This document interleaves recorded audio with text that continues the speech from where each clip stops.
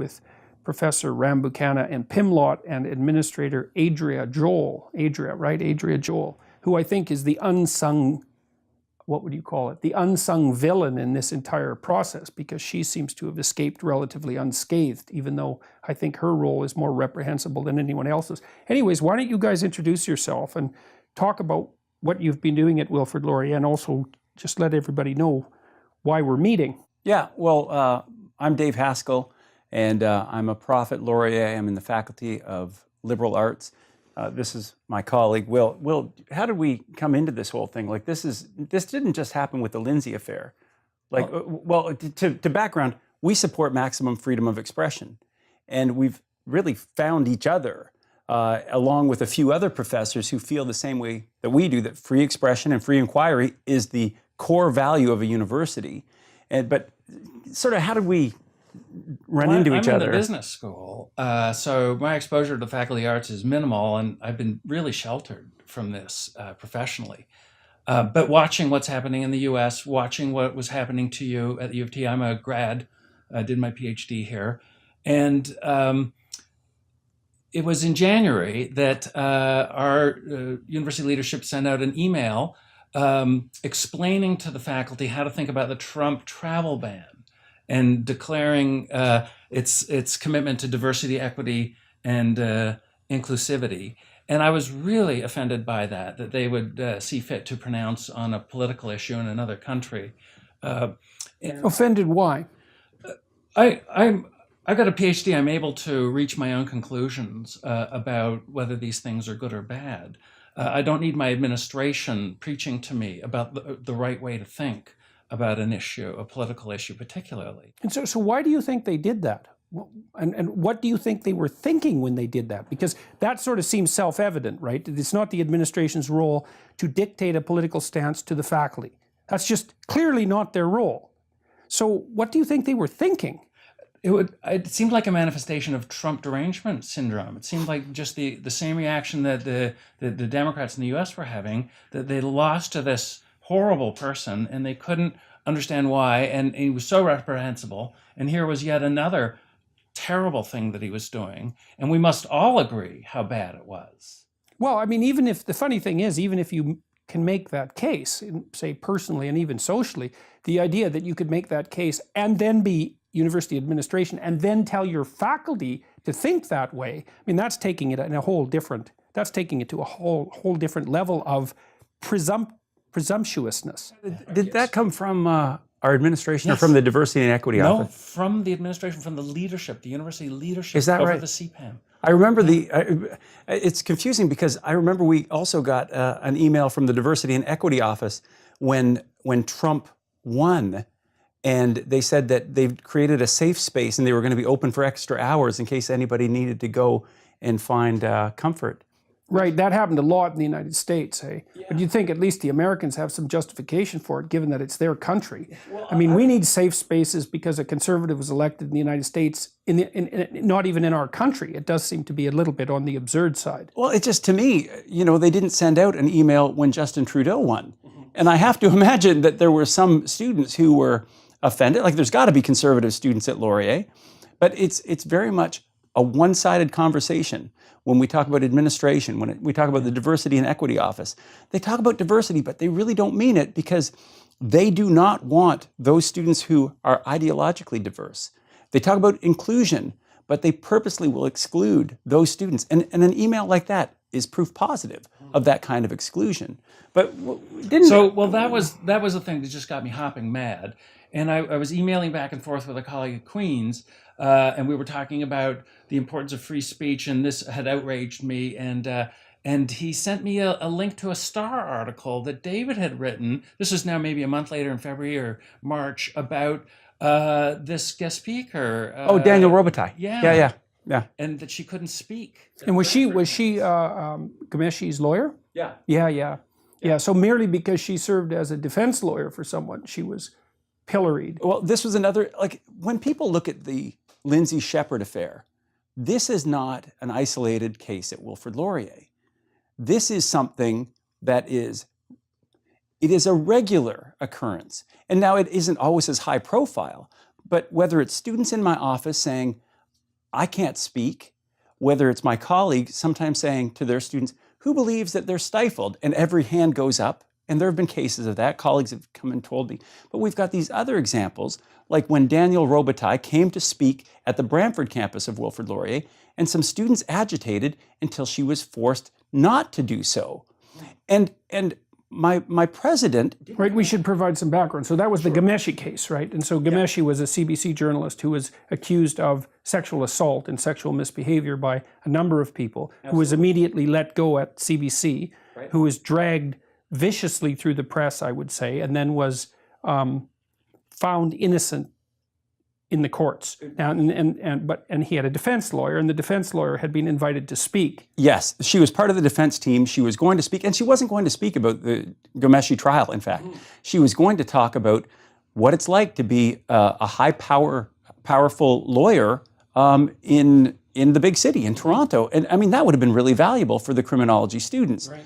But the students who were agitating against her, really, with the support of several professors, they were saying, well, no, if she comes on, it will trigger students. It will mentally harm students. And so that was used as justification for the It's very interesting, too, to me to see that these claims of harm and so forth are generally put forth by people who have no clinical expertise whatsoever. And their idea is that the way that you, first of all, that the way to aid people's mental health is to protect them, and there's no evidence for that whatsoever. And the second is that in your attempts to protect them, the best thing to do is to shelter them from exposure to ideas that would be challenging or frightening, which is precisely the opposite of what a clinician does when he's trying to, or she is trying to deal with someone who has excess anxiety. What you do in a case where someone who has excess anxiety, even as a consequence of a trauma, let's say, is you get them to voluntarily expose themselves to increasingly larger doses of exactly what frightens them. That's the curative route.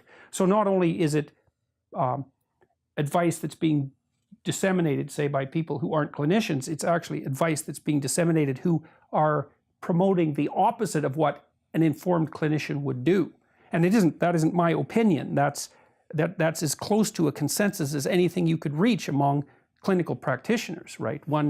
The rules for clinical improvement is get your story straight, something like that, talk about your past, sort it out, and expose yourself to the things that you're afraid of, that you're inclined to avoid. That's the pathway to resilience and more robust mental health.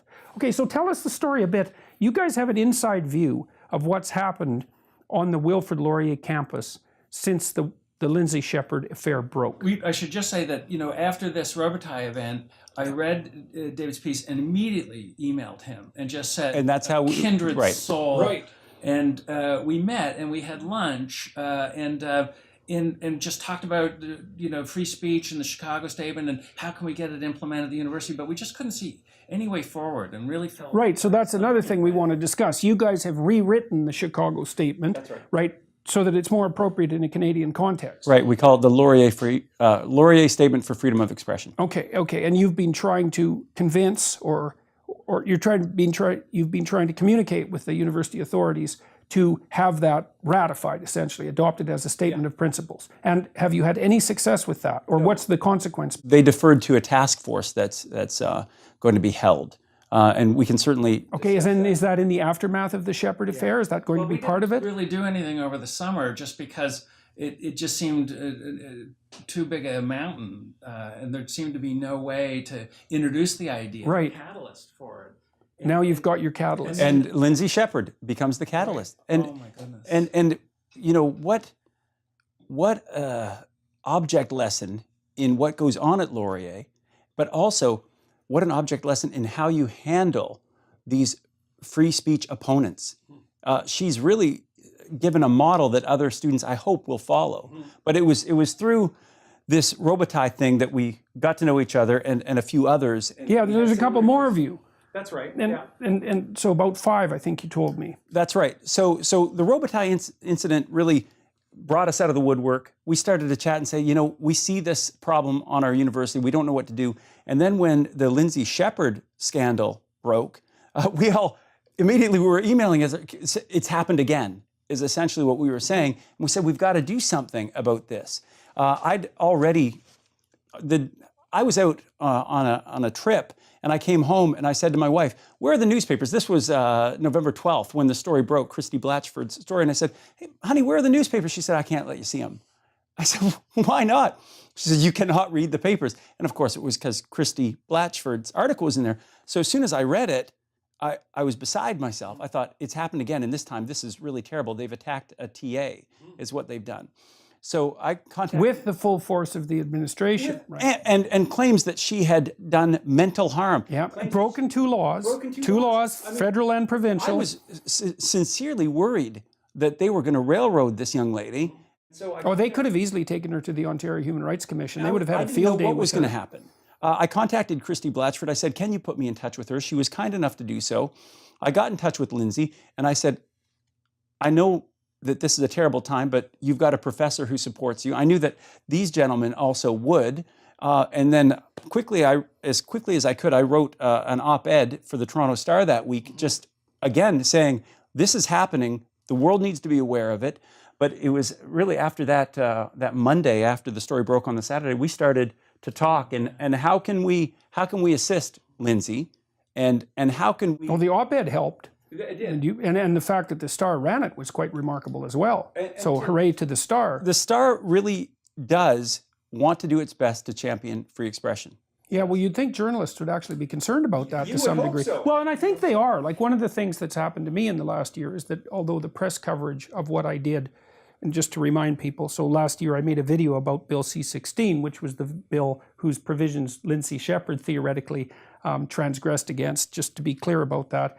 And when I first made the video, I was accused by all sorts of people, including journalists, of, well, first of all, making unnecessary noise and being unnecessarily alarmist, which were the minor accusations. And then the more major accusations were that, I was all the things that you'd expect a far-right agitator to be, a bigot and a transphobe and a racist and all of these things. And so, but what was interesting was that the journalists, by and large, especially the main journalists, turned around on that issue really quickly. It was probably within 3 weeks, because what happened was a couple of them actually went and read the policy documents that I had referred to on the Ontario Human Rights Commission website, which are still there and which are still appalling and have led exactly to this situation with Lindsay.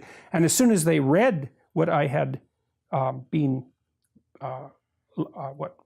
outing, let's say, in my video, then they started to understand that that I wasn't just ringing a bell for no reason at all. It was actually reasonable, I think, of people to go after me to begin with, because Canada is such a safe and peaceful place, and our political situation and economic situation has been so stable that when someone comes out and says, look, we're in danger of making a major error, the logical first response should be, no, there's something wrong with you. It's like, we're fine, there's something wrong with you. The law is just trying to protect these people. Right, exactly. Well, and so it's reasonable. I think it was reasonable for me to be hit hard in the aftermath of doing that, because, well, generally speaking, whistleblowers in Canada or alarmists in Canada have very little to be alarmist about. Right. But okay, so fine. So this thing happened with Lindsay. What have you seen happening on the Wilfrid Laurier campus? Well, things that I'm not particularly proud of, I would say. I mean, I knew that Will and some other colleagues were going to come to the aid of Lindsay, but I was thinking that once her recording became public, that we would just have a flood of professors coming to support our cause, which is, we had a Laurier statement for freedom of expression, modeled on the Chicago statement. We thought that immediately people would just say, of course, we need to reinforce that this needs to be the primary mission. Free expression, free inquiry needs to be the primary mission. And we got that out pretty fast. We really did. In about 10 days. And got it on change.org. And then I was emailing everybody that I knew and trying to get people interested. And I would say out of 50 emails I sent, I got 15 signatures from personal relationships. So even with personal relationships, you could only get a 30% hit rate. So what do you think's stopping professors from signing that, say, or clambering on board, especially in the aftermath of the Shepherd recording, which we should point out, and this is one of the things that's very interesting, is that outside Wilfrid Laurier and perhaps outside universities that are in the same boat, the reaction to that recording was universal, right? And national and international and uniform. And the reaction was, what the hell? This is scandalous. There's nothing about this that is acceptable, right? And so what struck me as so remarkable is that even though there's been international outrage over this and outrage of a sort that's only been disputed by a very small number of people, at least to begin with, Wilfrid Laurier responded en masse, let's say, as if this was somehow debatable, as if there were two sides of the story here, let's say. And I thought Rambukkana and Pimlott, who were the professors, what they did, I thought, was appalling in upbraiding her and in the manner in which they did it and in the language that they used. But I thought what was truly terrifying was the presence of Adria Joel at that inquisition, because she was an administrator who was hired specifically to do exactly what she was doing by legislated necessity on the part of the Ontario Liberal government, right? Because it wasn't just the university that was involved in this. Her position was set up because of legislative necessity, which is something also to keep in mind when we're going after the universities. Okay, so you had a hard time getting faculty on board. How many faculty members did sign it? 59, is it? Yeah. Out of how many faculty? 550 full-time. Yeah. And so you say, well, what's going on with them? Well, I think that some maybe, I know this is hard to believe, but maybe unaware, even now.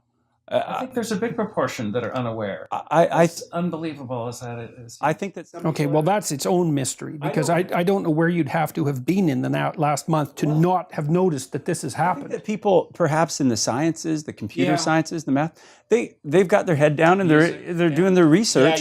And so I don't think there's anything diabolical there. I think that but business as well. I've got very few signatures from the business faculty. I mean, some, but a lot of people just aren't engaged. It's a bit of a commuter school, a little bit. Mm-hmm. So I think people are just getting on with their research and their teaching, maybe not aware of the politics. Well, that's an interesting thing in and of itself, because I think part of what's led to the occupation of the university, let's say, by the radical postmodern types, is the proclivity of the scientists in particular, but also, I would say, the more serious scholars, to be focusing narrowly on their field of inquiry, which is essentially what they should be doing, and not paying attention to any of the broader contextual issues, which is actually a perfectly fine strategy when things are going well, but a terrible strategy when they're not.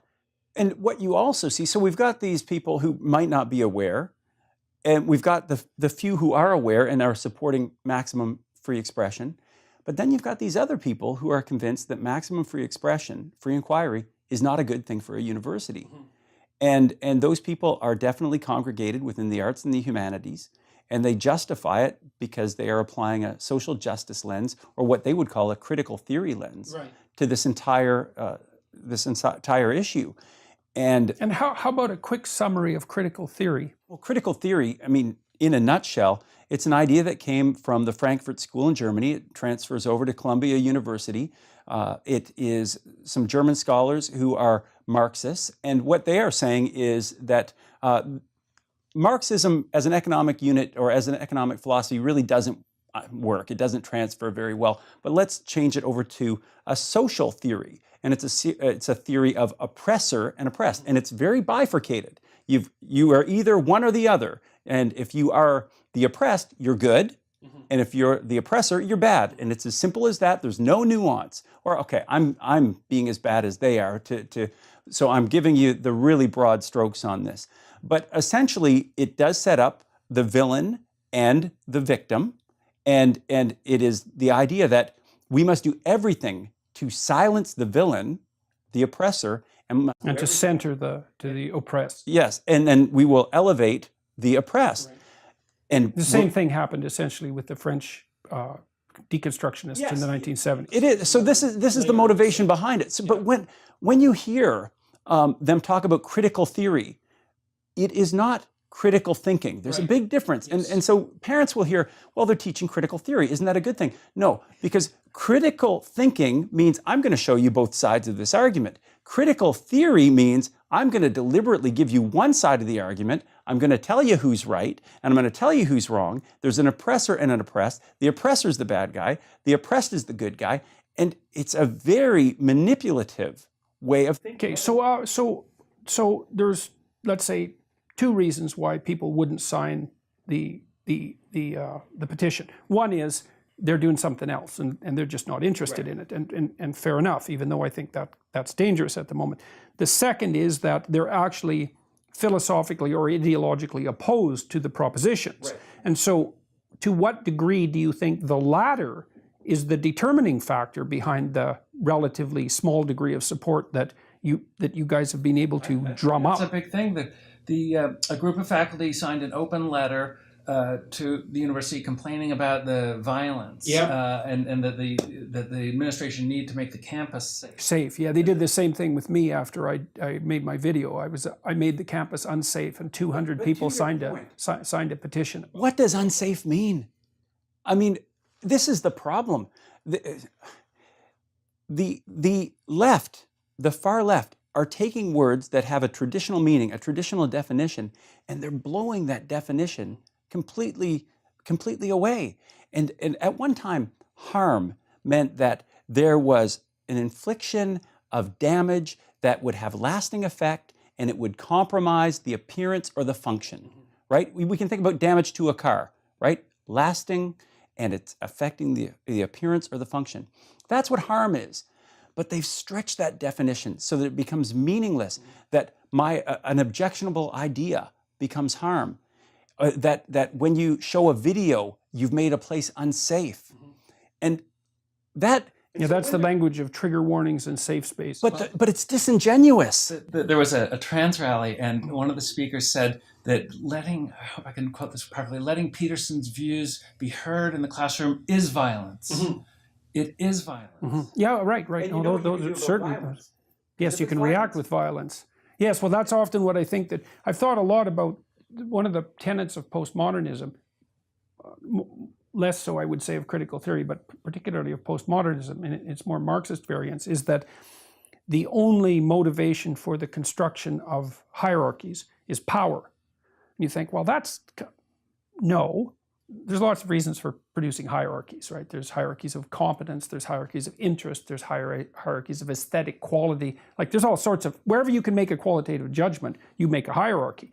So there's the idea that power is the only driving force behind the construction of hierarchies is absolutely preposterous.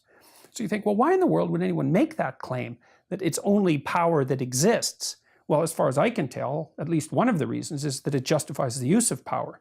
Now, if you have your position because of power, which is basically tyranny, then I'm fully warranted in my use of power against you. That's all there is.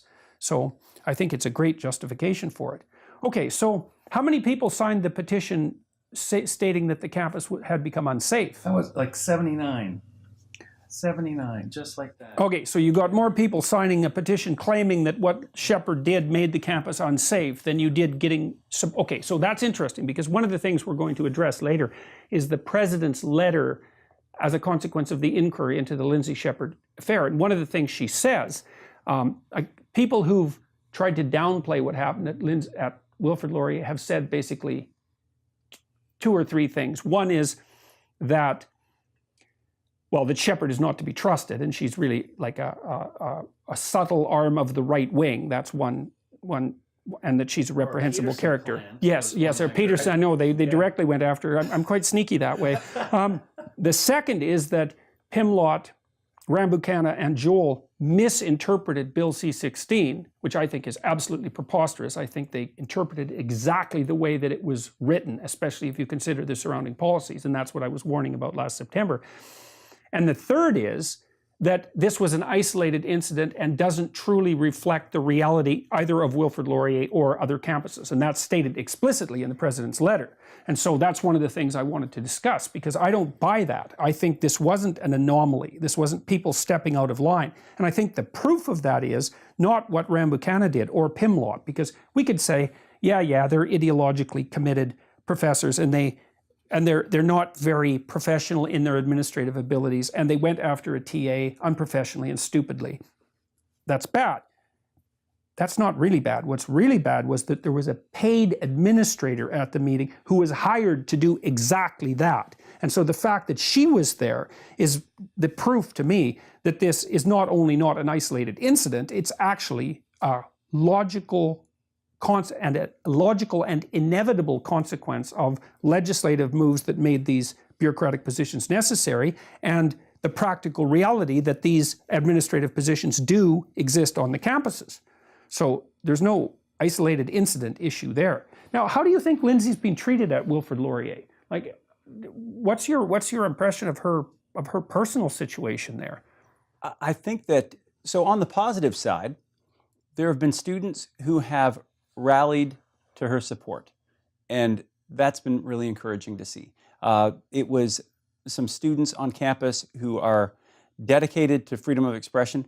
They mostly are coming from the conservative clubs, whether it's the conservative political club or other conservative groups, although definitely invitations have been extended to other groups of other political stripes or other, they really haven't rallied to Lindsay, sadly. So those students have, to a certain extent, befriended her or brought her under their wing, or just have begun associating with her and saying, how can we support you? I think in her classes, and I'm just going from what I've seen, I follow her on Twitter, so I see what's been going on there.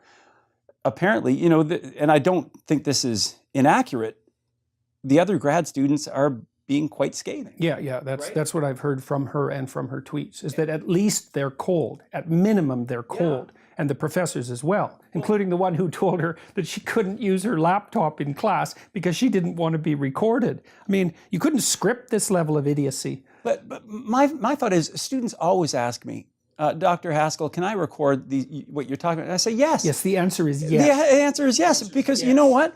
I don't say anything in my class that I wouldn't publicly say, because I want to be accountable. I want people to know what I'm saying in my class. I want them to know I'm fair, I'm balanced, I present both sides of the argument. I'm not afraid of that.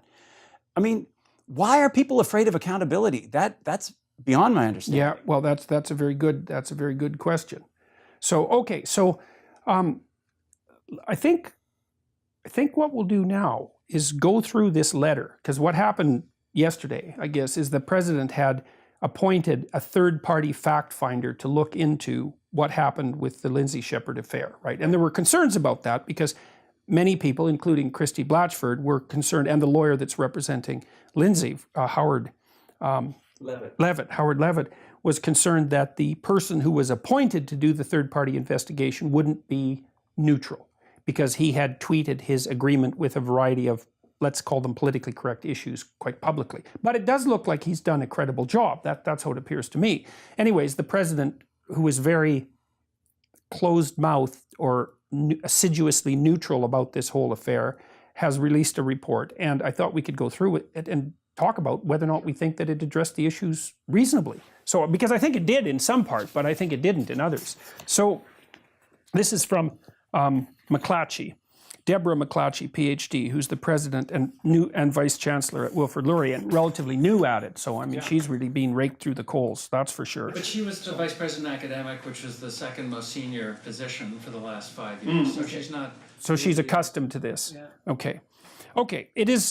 I believe it is time for some clarity around the events of the past few weeks here at Wilfrid Laurier University, stemming from the very regrettable meeting, so that's an interesting turn of phrase to begin with, that followed the showing of a TVO clip by a teaching assistant during a tutorial. As the newly appointed president and vice chancellor of this incredible 106-year-old institution, I'm here to set the record straight and announce some important changes. The issue has highlighted some deficiencies, but as importantly, it has created opportunities. Yeah, well, to me, that's a kind of marketing doublespeak. It's like we could just go with the deficiencies issue for now. Opportunities for Laurier to improve our own performance, to lead a broader discussion on academic freedom and freedom of expression, and opportunities to work together as a community to demonstrate the strengths we have as an institution. When the issue first broke, I erred on the side of caution. As a person and as the president of Laurier, I am sensitive to the viewpoints and concerns of our students, staff, and faculty. As an employer, I am cognizant that the 4 people who were in that meeting room are employees and 1 is also a student. All 4 are entitled to due process. I did not want to rush judgment. Rather, I wanted to ensure we were able to objectively assess the facts and make sound decisions flowing from that assessment. That seems reasonable enough. And I would say the events that have transpired probably justified her approach, although I had taken issues with some of the things that she had said and not said when she was on the agenda. But whatever. We hired an external fact finder with expertise in human resources issues. I have received the report and we are taking decisive action to ensure these events will not be repeated. The report, along with what we already knew, has led me to the following conclusions and actions. There were numerous errors in judgment made in the handling of the meeting with Ms. Lindsay Shepherd, the TA of the tutorial in question. In fact, the meeting never should have happened at all. Okay, that's probably the most damning statement in the entire report, I would say. Because and then she says, no formal complaint nor informal concern relative to a Laurier policy was registered about the screening of the video. This was confirmed in the fact-finding report. Okay, so we could take that apart a little bit. No formal complaint. Okay, so Rambukkana claimed that one or more students had complained. He wouldn't say how many, and he wouldn't say what the nature of the complaint was. Now, what this document seems to indicate is that, well, if there was a complaint, which it leaves vague, there was nothing that would constitute a genuine complaint in an administrative sense. And that's why the meeting should have never happened. So I guess one question would be, what, if any, appropriate disciplinary action should be taken against Rambukkana and Pimlott? And I don't know the answer to that. Because, you know, they're not administrative experts, and I don't think faculty can be. But by the same token, I don't feel like I understand exactly what happened to bring about the meeting to begin with. Do you guys know? I mean, whatever we do know, we've had to piece together from different media reports because, as has been said, our president is not releasing the findings of this. Like this is a secret. The independent investigation. We will never know what it actually says. We don't know what all the recommendations are. I think we can take her at her word that she's telling us what's going to happen. So why is she making it secret or keeping it secret? Is that this concern with, what do you call it, confidentiality that seems to be the camouflage behind which these things are always hidden? That seems to be implied or even said explicitly, but I've seen other cases where there's been disciplinary measures and we get more details than this, right? So I don't know the level of confidentiality that is required under law. But what I can say, and I'll let Will talk about what the disciplinary actions can be. Let's keep in mind that when Rambukkana said that there had been a complaint, and it says here that there wasn't, he then echoes that in his apology to Lindsay. He then says, of course, and I'm paraphrasing here, so I'm not being completely accurate in terms of what he exactly said, but he said something like, of course, there are things I can't discuss because of the complaint that was made by a student. Right. So he's echoing what seems to be an untruth. Yes. And well, this is about as close a statement as you might imagine in a statement like this, stating that it was an untruth. I mean, she said, no formal complaint nor informal concern relative to a Laurier policy was registered. I mean, that's as close as you can get to coming right out and saying that the statement that there was a complaint was a falsehood. And I just want to follow that thread for a second. So here we have a controversy that was started on an untruth. Mm-hmm. And it seems to be that this is part of the whole modus operandi here. When we hear, and there's been harm. Right. And it's unsafe. Daily violence. Daily violence. Mm-hmm. Although, again, when the media, Global National News, Globe and Mail, checked in to see if there were any police reports related to any harassment or any threats, no police reports. Yeah. Same thing happened at the University of Toronto. So at some point, don't we have to say there's a boy who cried wolf? Mm-hmm. Well, this is more egregious even though than claiming harm. I mean, because, you know, maybe people were getting nasty tweets and so forth, and I suspect they were. But the thing is that Rambukkana and Pimlott directly claimed that there had been a complaint, right? And so that's a big problem that isn't thoroughly addressed here. Well, and either somebody heard about the tutorial and the fact that a Peterson video was shown, or Rambukkana found out somehow, but he decided that was unacceptable. Mm-hmm. And that the right way to approach it was to claim that a student had complained, because it's not a problem that he found it. It's not such a big problem that he found it unacceptable, let's say. It is his class. Like, he has a right to talk to his TA about what's going to be shown and what's not going to be shown, even though he handled it, I think, reprehensibly in that meeting. But he could come out and say, look, like, that isn't what the sort of thing I want to be discussed in my class. I don't agree with Peterson. I think he's a jerk. And, like, here's the other things you should be concentrating on. But to come out and say, a student complained, and then to buttress that with the accusation that she had violated federal and provincial law, as well as the university. And to bring in Adria Joel. Exactly. And I don't understand why Joel was there without some sort of formal paperwork or evidence of a complaint. Well, I think that the reason for that is that the positions that people like Joel occupy are so ill-defined and so fundamentally reprehensible in their organization, in their aims, is that this is exactly the sort of thing that you would expect. And so I thought, she didn't say much in that little inquisitorial recording, but I thought the things she did say were spectacularly concerning, let's put it that way. So what's the discipline? What is the discipline? Do you have any sense of this? Like, I can't speculate. I don't know. Communications or? Well, what happens when somebody lies or when somebody brings, forth a complaint that wasn't a complaint? I don't know. Well, that's one of the things this document does not address. Like, it's a big problem. It's a big problem if there was no complaint, and the reason she was disciplined was because there was a claim that there was a complaint. Like, that's, well, we don't have to beat that to death anymore. What about if there's a claim that there's harm? What about if there's a claim that the campus has daily violence? Mm-hmm. What if there's a claim that such and such area has become unsafe? Does that need to be proven, or should we be seeking disciplinary action against people who are making those claims? Well, that's a very good question. Okay, so that's a problem that isn't addressed in this report. It's a big one. Okay, and I mean, the president is obviously not happy with this, because she also says the errors in judgment. Okay.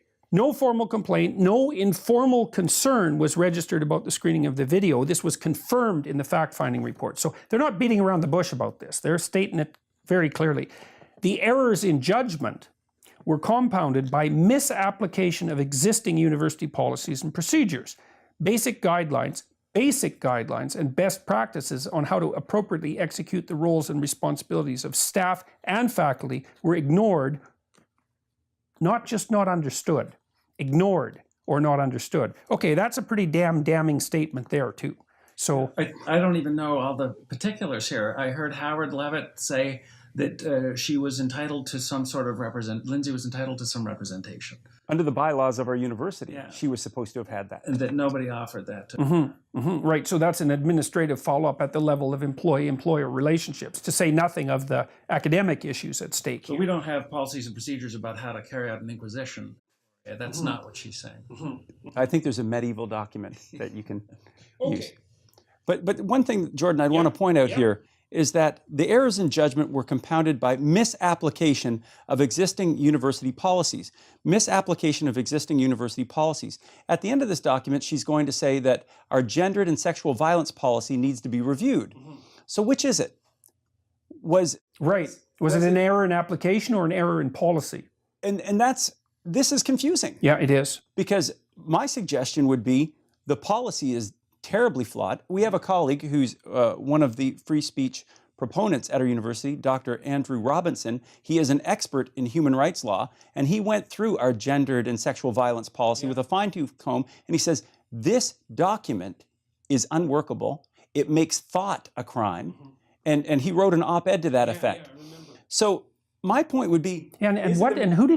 What organization is he part of? He's laureate. Yeah, but which human rights and human diversity. Right. I mean, that's exactly it. This is his field. Yes, exactly. And so when he looked at this, he says, this goes beyond what the Ontario government was even asking for.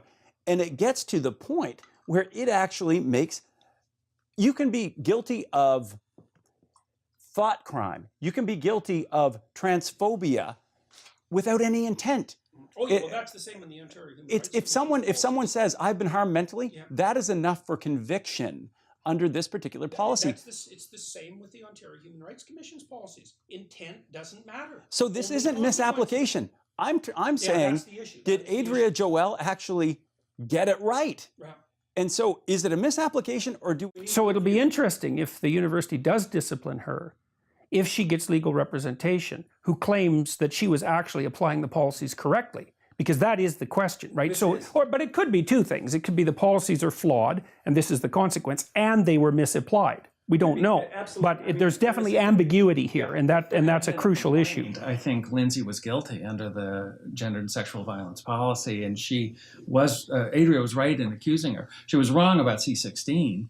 It would have been an Ontario Human Rights Code violation, but GSV, she was right. If there had been a complaint. Right. This is the point. Yeah. Okay. Right. Okay. And how many angels can dance on the head of a Right. pin? Okay. Procedures in how to apply university policies, same issue here, and under what circumstances were not followed. The training of key individuals to meet the expectations of the university in addressing such an issue as such as this was not sufficient and must be improved. Okay. The question is, who are these key individuals? Do they mean Rambukkana, Pimlott, and Joel? Are they putting all three of those in there? And then the next question would be, how are they going to improve the training of key individuals? Because that actually worries me as a faculty member, right? Because whenever the administration decides that it's going to engage in some additional training of faculty members, then that raises the hair on the back of my neck. Like, is this unconscious bias training? Is that what they're talking about? Which has been, well, I think that, I can't remember. I've just read recently. Nosek himself, who developed the IAT, just published a review paper stating clearly that attempts to reduce unconscious bias by explicit training, there's no evidence whatsoever that they have any positive effect. And that was Nosek himself who helped develop the IAT. Because the little coterie that developed that test, the chair of the Harvard Psychology Department, I'll remember her name in a minute, Anthony Greenwald, and Nosek, what's her name? Mahzarine Banerjee, three of them developed it. They're starting to fragment a bit because the thing has been pushed way too hard, right? It's not a test that's valid for the purposes that it's being put to. And they know it perfectly well, even though they're consulting about it and have made quite an enterprise out of it. But Nosek is, seems to be a pretty credible scientist, and he's actually looking at the data. And it's clear that these unconscious bias training programs have zero positive impact. There's some evidence that they have negative impact because, of course, people don't like being accused of being unconscious racists, right? So I'm wondering, is that the kind of training? And there's nothing in here that says this, but this is the problem, that it says there will be training. Unconscious bias, is that the same as systemic discrimination? Well, it's the neurological equivalent of systemic discrimination. So imagine systemic discrimination is built into the structure of the system, right? Unconscious bias is built into your perceptual structures. So even before you act or think, you're biased against the members of an outgroup. That's the claim. And not only biased against the members of outgroup, which is a different claim than biased in favor of your in-group, which of course almost every human being is, especially if you think about your family. But that implicit bias also manifests itself in behaviors that would essentially be categorizable as racist, at least at a low level. And there's very little evidence that the implicit bias that this test hypothetically measures manifests itself in measurable behavior. So we went through a thing in the summer where they ran a regression on salaries at Laurier and found that women were paid a little bit less than men by about 4%. And so they gave all the... Did they include age as a covariate? The answer to that would be no. The model was, it had rank, and I don't know that it had age. It only had 4 categories of professor, faculty, rank. When this has been done at University of Michigan, for instance, because I looked at comparables, they had 21 categories of professor, or 21 departments. They really broke it down. And at ours, we had 4. So you were comparing people, for instance, within the business school, who might be in marketing versus someone who... Psychology. Well, I know from setting up regression equations ad nauseum that the covariates that you include in the equation determine the outcome of the equation. Well, the conclusion they reached, the explanation for the statistical significance of the gender coefficient was systemic discrimination. Right, of course. Well, that wasn't the conclusion they reached. That was the conclusion they stepped into the inquiry with, and they gerrymandered the statistics until they found a regression equation that supported their initial claim. So that's not an inquiry. But so there's what I hear you saying is there's really no scientific basis for this idea that there could be this unconscious bias that could drive all of us. There is evidence that we're full of unconscious biases. I mean, we couldn't even see if we didn't have unconscious biases because we have to use shortcuts and heuristics to just process the world. The issue is, what measurable impact does that have on behavioral? That's the first thing, and it's minimal at best. First of all, it's not easy to distinguish between racial bias and novelty avoidance, right? Because what you'd have to do is you'd have to find a person in a racial group, say a white person, who was just as familiar with black people as with white people, and then show that there was a bias, because otherwise you can't distinguish it from a novelty aversion, and people are characterized by novelty aversion. You already have developed a preference for that cup over this cup. I mean, it happens that quickly, and it's that subtle and great and grand, let's say. So the first issue is we can't really distinguish unconscious bias from perceptual habit, let's say, or stereotyping from categorization, for that matter. And that literature has been under assault in a major way in the social psychology literature. But even assuming that an implicit bias does exist, which there might be grounds for by noting that people do have an in-group preference, say, for their family members and perhaps even for their racial members, although it's hard to distinguish that from novelty or from familiarity preference. Putting all that aside, which you can't, there's no evidence that these courses that are put in place to reduce that bias have any effect whatsoever on the bias. It's complete. Even the people who are pushing the IAT and the idea of implicit bias are willing to say, well, all these things that we're doing to try to reduce it have absolutely no effect, or if anything, a negative effect. And again, we don't know what the training is going to be. I guess where we went down this rabbit hole was we don't know what the training is going to be, right? We don't know. And we have no evidence to assume, we have no reason to assume that the training is going to address the proper problem, and every reason to be skeptical that it won't.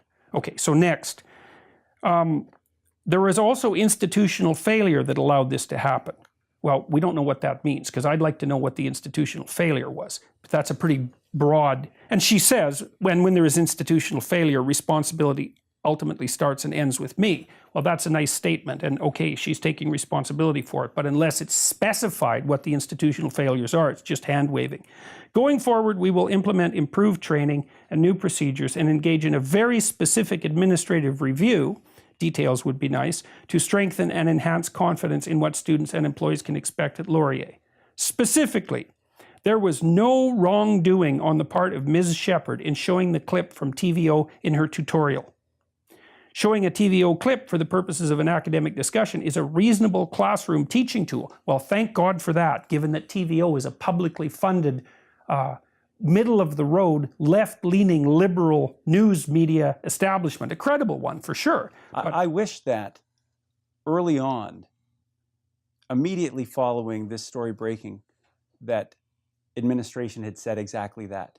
Because remember, for more than a month now, the public, the Canadian public, has wondered, can you show TV Ontario videos in classrooms at Laurier? Right. And I'm not joking. Yeah. Like, this was right. Well, that is the question. And there has not been an answer from administration on that very basic question. Yeah. And so people who are thinking about sending their kids to Laurier are thinking, is that the place where they didn't know whether or not you could show public television in a classroom? Is that the place where it took an independent investigation to come to the conclusion that it's okay to play a clip from the agenda? Right. That, well, we still don't, yes, exactly. It is the place where all of that was in doubt. That is Wilfrid Laurier. It is the place where those things were in doubt. And so they're not quite as in doubt, but we also still don't know what else is still in doubt, right? Because if that can be, you wonder, well, that's pretty damn innocuous. Okay, any instructional material needs to be grounded in the appropriate academic underpinnings to put the course. Yeah, well, the question there is, any instructional material needs to be grounded in the appropriate academic underpinnings to put it in context. The question there is, who decides what the appropriate academic underpinnings to put it in context are? Because that's supposed to be the bailiwick of the professor, period, right? And with some leeway for the teaching assistants and so on. But I worry when I hear about context because I've seen opinion pieces from some of my colleagues who tell me that the appropriate context is within the frame of social justice or within the frame of critical theory. Well, that's what Rambukkana said to Shepard, was that, well, part of the reason you were wrong was because you portrayed it neutrally. If you had contextualized it, essentially, if you had contextualized Peterson as Hitler, which was Rambukkana's statement, then it would have been perhaps appropriate to air the video. And that is equivalent to leading the witness, right? And leading the witness is when we have a lawyer, an authority figure, telling the person on the stand what to say, taking my ideas and putting them into that person's mouth. Right. Well, that's how you produce unconscious bias. Well, but my point would be, so I'm not saying that this is in here, but we really need clarification. Yeah, well, that's a sentence that I'm not happy about. Appropriate academic underpinnings to put it in context for the relevance of the learning outcomes of the course. Jesus, it's just administrative doublespeak the whole way through. You present in class. You know, what are the criteria for evaluating that? Right. I show videos all the time in class. Yeah, I don't know if they have the adequate underpinnings. Yeah, well, that's the question, is who decides that? The answer to that, there's a simple answer to that. The professor. That's the answer. There isn't another answer. There's no board. There's no higher authority. There's nothing else. You know, and I do show clips from Hitler in my class, in my personality class. When we talk about orderliness and totalitarianism, I show clips from the Triumph of the Will. And I show this other documentary called Crumb, which is about an underground cartoonist from the 1960s named Robert Crumb. And it is an absolutely shocking documentary. Like, if you ever want to know more than you want to know about rapists and serial killers, that documentary will tell you. It's a tough watch, you know, and I can't imagine a committee reviewing my teaching materials and allowing those things to go forward without challenge. It'd be a disaster. Okay, the ensuing discussion also needs to be handled properly. Yeah, well, we have no reason to believe this discussion was not handled well in the tutorial in question. Okay, so whatever handled properly means, Lindsay Shepard managed it. Which I think is a good sign here, because if we take that as the model, Lindsay did present the information neutrally, and she was not taking sides. And if that's our model, that's a good sign. Okay, that's good. So that's acceptable. So I'm a bit troubled by this, because we're going to, in 3 or 4 paragraphs, find out that we need enhanced training for TAs. Right. So did she handle it properly? Right. Why do we need the training? Yes, that's right. And again, who's going to do the training? Because it's not going to be the faculty, because the faculty don't have time, or the inclination for that matter, to run that kind of training. Is it going to be the diversity and equity? Yeah, right. Well, that's the question. Who's going to do the training? I have apologized to Ms. Shepard publicly, as has Dr. Rambukkana, her supervising professor. The university has conveyed to her today that the results of the fact-finding report to make sure she understands it is clear that she was involved in no wrongdoing. Yes, well, for someone who was involved in no wrongdoing, she sure bloody well got raked over the coals for the last month. So the university is taking concrete steps to make changes to ensure this doesn't happen again. Yeah, well, good. It has been made clear to those who were involved in the meeting with Ms. Shepard that their conduct does not meet the high standards I set for staff and faculty. Well, that is a big question there, right? How has it been made clear to those who were involved in the meeting with Ms. Shepard that their conduct does not meet those high standards? Because we don't know. Does that mean, did the president talk to them? Has there been disciplinary action? Like, because if it was, I don't even know what would be appropriate. But I would say that not knowing what was done is not appropriate. So, and I think it deserves specifics. I mean, that's what got me into this. Was the Christy Blatchford's article was very accurate because she already had the audio. But then when we heard the audio, it was so appalling what was done to her in that room. It was such horrible bullying, and just such a violation of what the university should stand for. That's what coalesced all of the anger. I mean, in Canada... Yeah, the devil's in the details. So it's the same with how it has been made clear to those who were involved. So because maybe this is something we could talk about too. I don't know what would constitute appropriate disciplinary measures. as a consequence. I mean, you have here 3 people acting on a non-existent complaint who produced an international scandal that damaged Lindsay in a real sense, although it might have also made her stronger, but it certainly didn't have to, because a lesser person would have crumbled. I don't know if she would feel that I think she might take exception to that. She certainly has not claimed any kind of victim status throughout this whole thing. And I think that's... No, but that's more a testament to her character than anything else, because, I mean, she was subject to the kind of attacks, I would say, that would have snowed under a lesser person. Yes, but she has risen to this challenge. Yes, definitely, definitely. Well, and thank God for that. But then there has been real harm done to the university, as far as... no doubt there. Yeah. So, and I don't know how you would quantify that in financial terms, but I suspect it's substantial. But reputational terms, I mean, now I would say internationally, this is what Wilfrid Laurier is known for. So maybe that's an overstatement, but I don't think so. As these are individual employment issues, I cannot go into greater detail on any individual case. Well, that could be. But know that the university has and is taking action to rectify the situation and send a clear signal that this cannot and will not happen again. That sounds pretty forthright. Yeah, it is. One key improvement highlighted is the need to enhance our faculty and TA training. Yeah, well, like I said, as a faculty member, whenever I see that, I don't see the role of the administrators at a university to train the faculty. That's not their role. Their role is to move paper around for the faculty, fundamentally. It is the responsibility of course instructors to develop guidelines for the roles and expectations of their TAs. Fair enough. The university also has high expectations of professors as TA supervisors. We recognize the need to do more in this area. The university's intent is to enhance the training and support for both TA supervisors and teaching assistants, making these mandatory and standardized. That's my favorite part. Jesus, dismal. So my suspicions as a skeptic are that the making of training for faculty mandatory and standardized will do more harm than this scandal has done over the long run. So we don't know what the training is. We don't know who's going to do it. We don't know what it's going to be about. But the one thing we do know is it will be mandatory. Yeah, mandatory and standardized. Right. Yeah, mandatory and standardized. Be interesting to see how they'll do that too, because it isn't so easy to make training mandatory for faculty members, right? You can't just do that by fiat, because they can generally tell you to go to hell, and should. Gendered and sexual violence policy.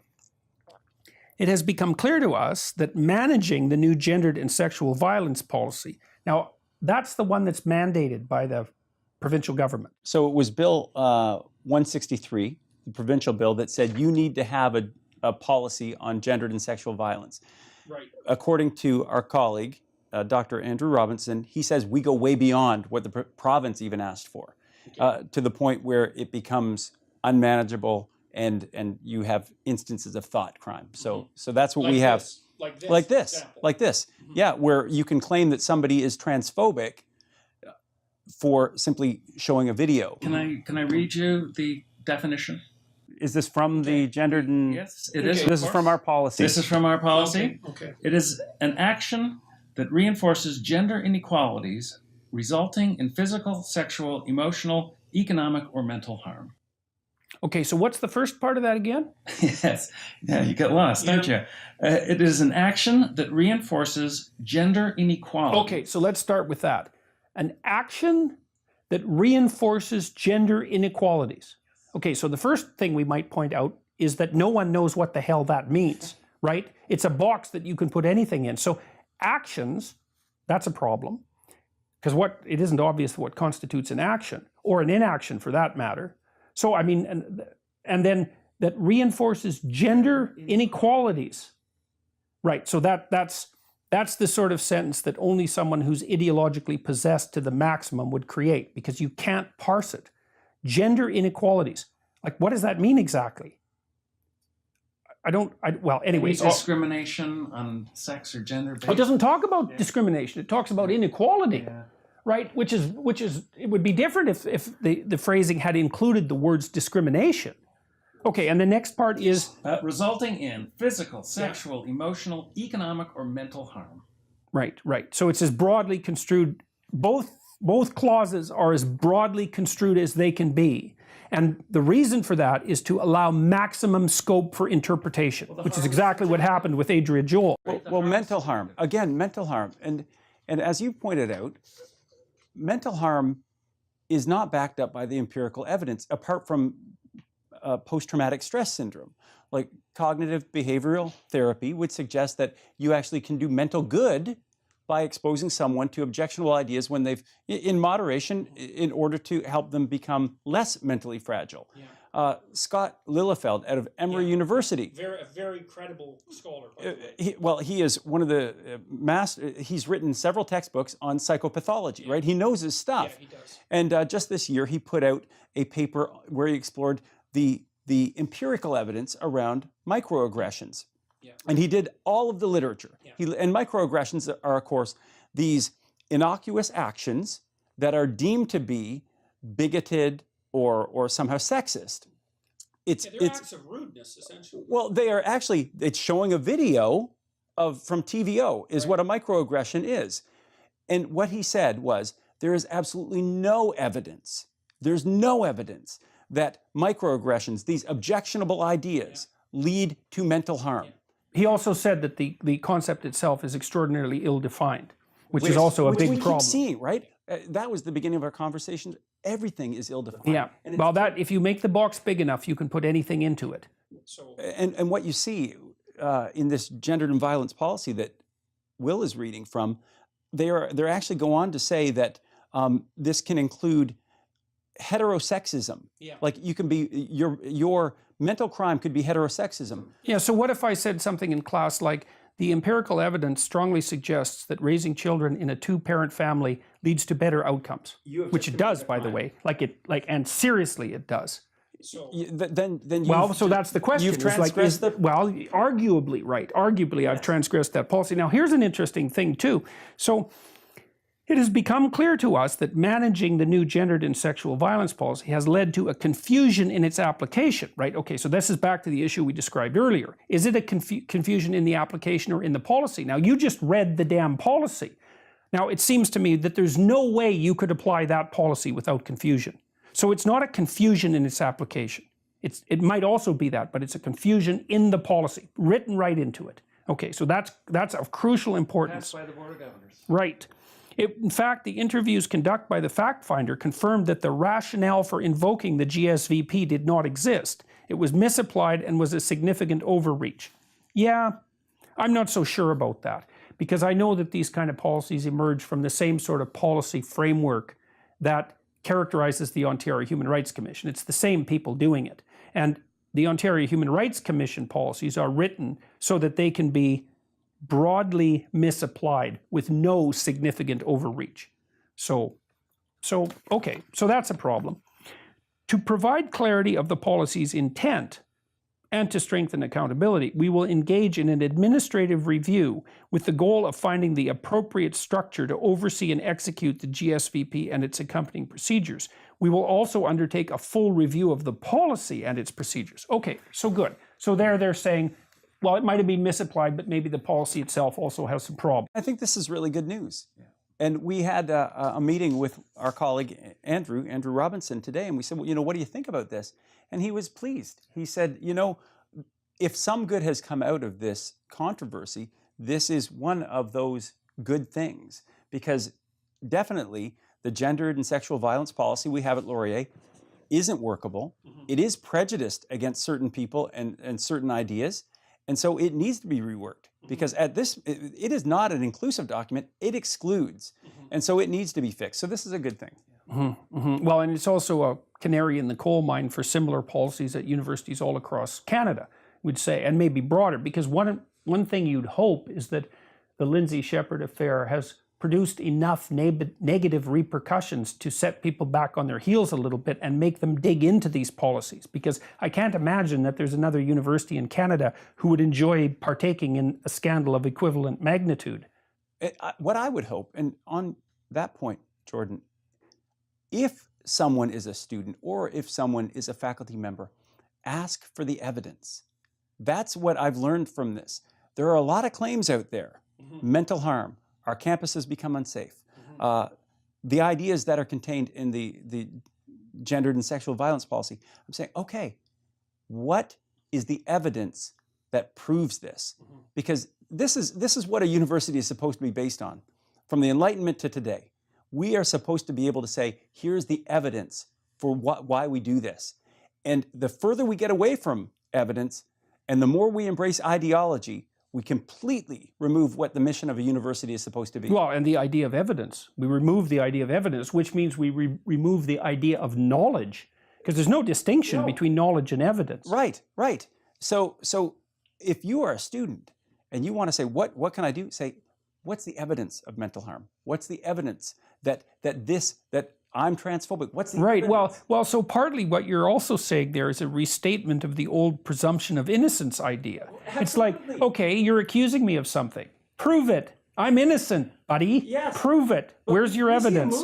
Yeah, I know we do. Right? I know. I mean, well, part of that's tied up with the sexual harassment issue, because increasingly, and this is started, I think, most particularly in the United States, we're moving towards a preponderance of evidence standard instead of a assumption of innocence standard. That's especially true with these sexual harassment policies that are being derived from institutions and administrators concerned with such things as the gendered and sexual violence policy. And that's related to the comment you made earlier about the lawyer who wasn't allowed to speak, right? Because she had the temerity to offer someone who was accused of a crime a legal defense, right? When apparently what we were supposed to do was just assume that the people who were making the accusations were right because they claimed that they were wronged. So, and to be, I mean, we always have to do our caveats, don't we? We say, I know that we want to protect people who are victims. Like each of us would agree. But it can't be done by sacrificing truth. Well, you don't protect people from being victimized by undermining the rule of law. No. Quite the contrary. This is, because ultimately it comes back to bite you in the behind. Yes, that's for sure. And very, very rapidly. So, okay, in the interim, we will ensure access to the existing support and complaints procedures by providing management and oversight through the Office of Dispute Resolution and Support. Okay, I'm not sure what that means. Well, it's actually very good news. Okay. It means that the oversight of this is being removed from the Diversity and Equity Office and put under the president's direct control. So she doesn't think that they're responsible. And I'm very worried about Diversity and Equity Office overreach. This suggests that the president as you should be. It suggests the president is also worried about the Diversity and Equity Office. That she has said we're not. I can't imagine why. but the fact that she has done this is really a strong sign that she is aware that office needs to be reined in. Right, or at least that she's concerned enough about the reputation of the university so that she's not going to let the same mistake happen again. That's right. Which is a good thing. Like, I don't care why she's doing it particularly, but it's a good thing that it is being done. Okay, so fine. So that's good news.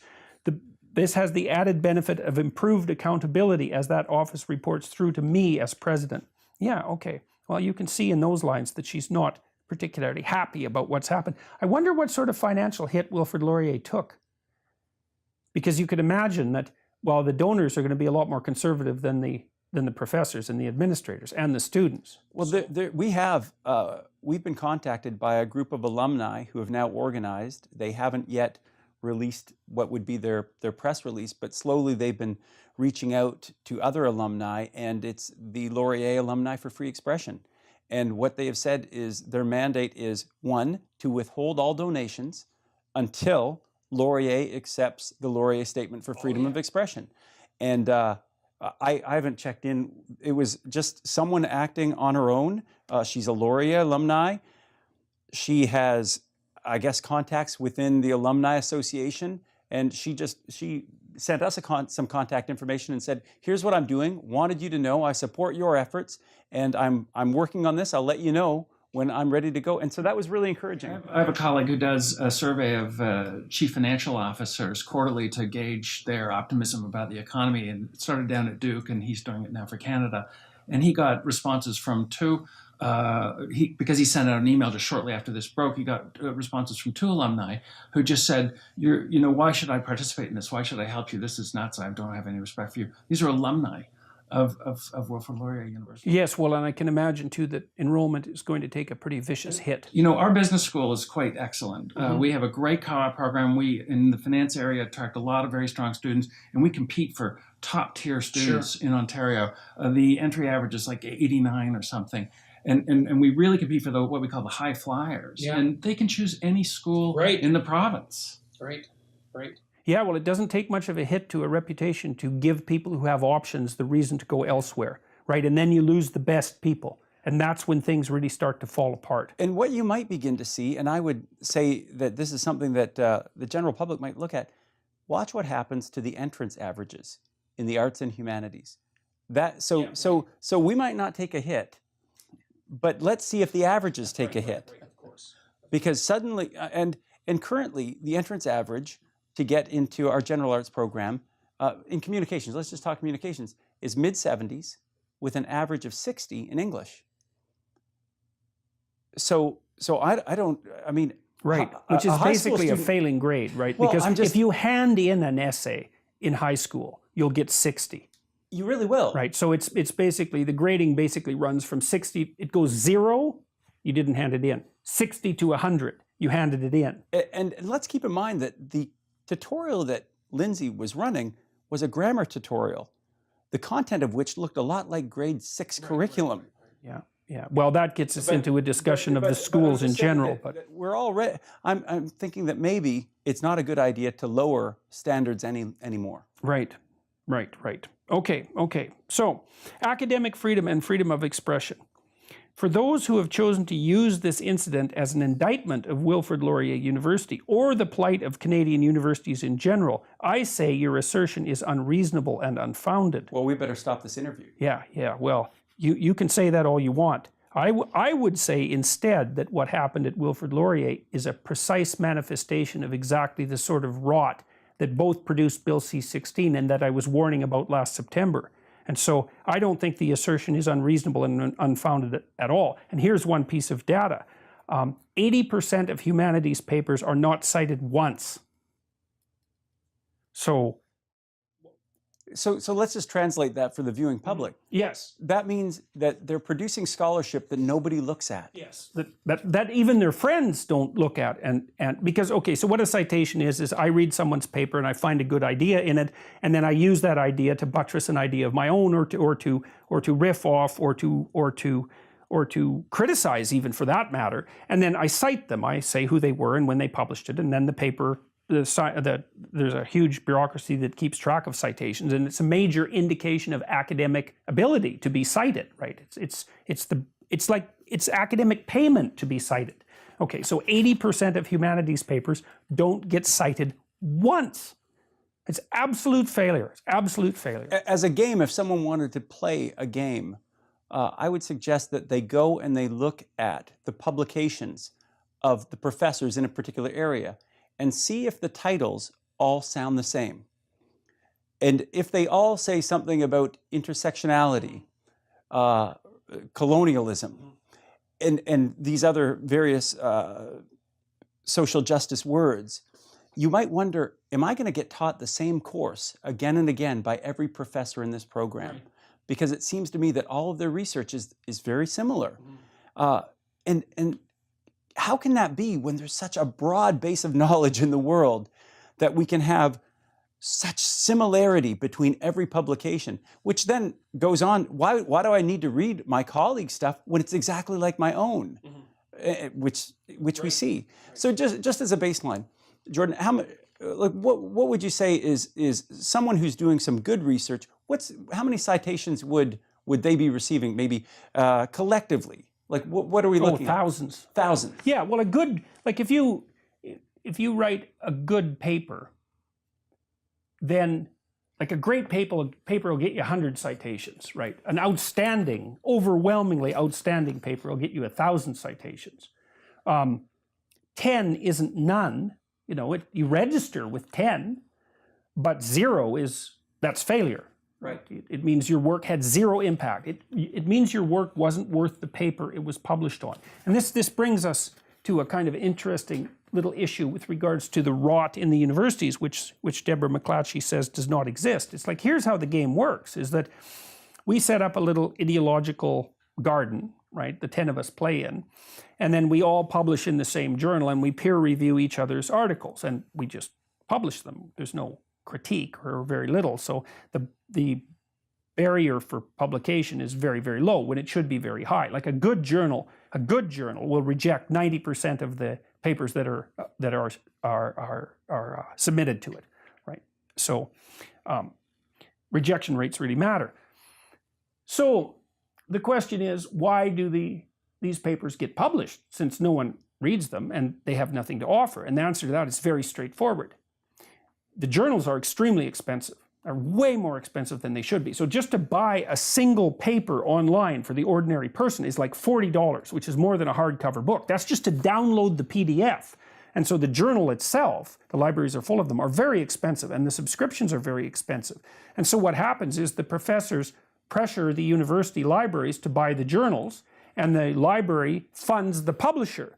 And so the publishers will publish anything. Routledge is a good example of that, much to my chagrin, because they published my first book, and they used to be a great publishing house, but they'll publish damn near anything. And the reason for that is that the libraries are forced to pay radically inflated prices for the publications that no one ever reads. And so people write to publish in journals that libraries have to purchase at inflated prices to produce knowledge that no one will ever read. And that's the little scandal that plagues the humanities. I think it characterizes the humanities more than plagues them. So the idea that there's no systemic rot, let's say, in the universities, especially in the humanities, is just not the case. This is just far too general. There is rot, and it's not everywhere. And this just reveals that I don't think she's that familiar with the situation she's in. And I've been listening to some of your work and Jonathan Haidt and trying to understand what's been going on over the last 2 years in universities, protected as I am in a business school, and starting to realize that it's not everywhere. It's social justice perspective. The STEM fields are fine so far. Right. Yeah, and the business schools. Although there are moves into the business schools, but they're still doing all right. Philosophy is not doing too badly. Like, there are disciplines that have still remained untouched.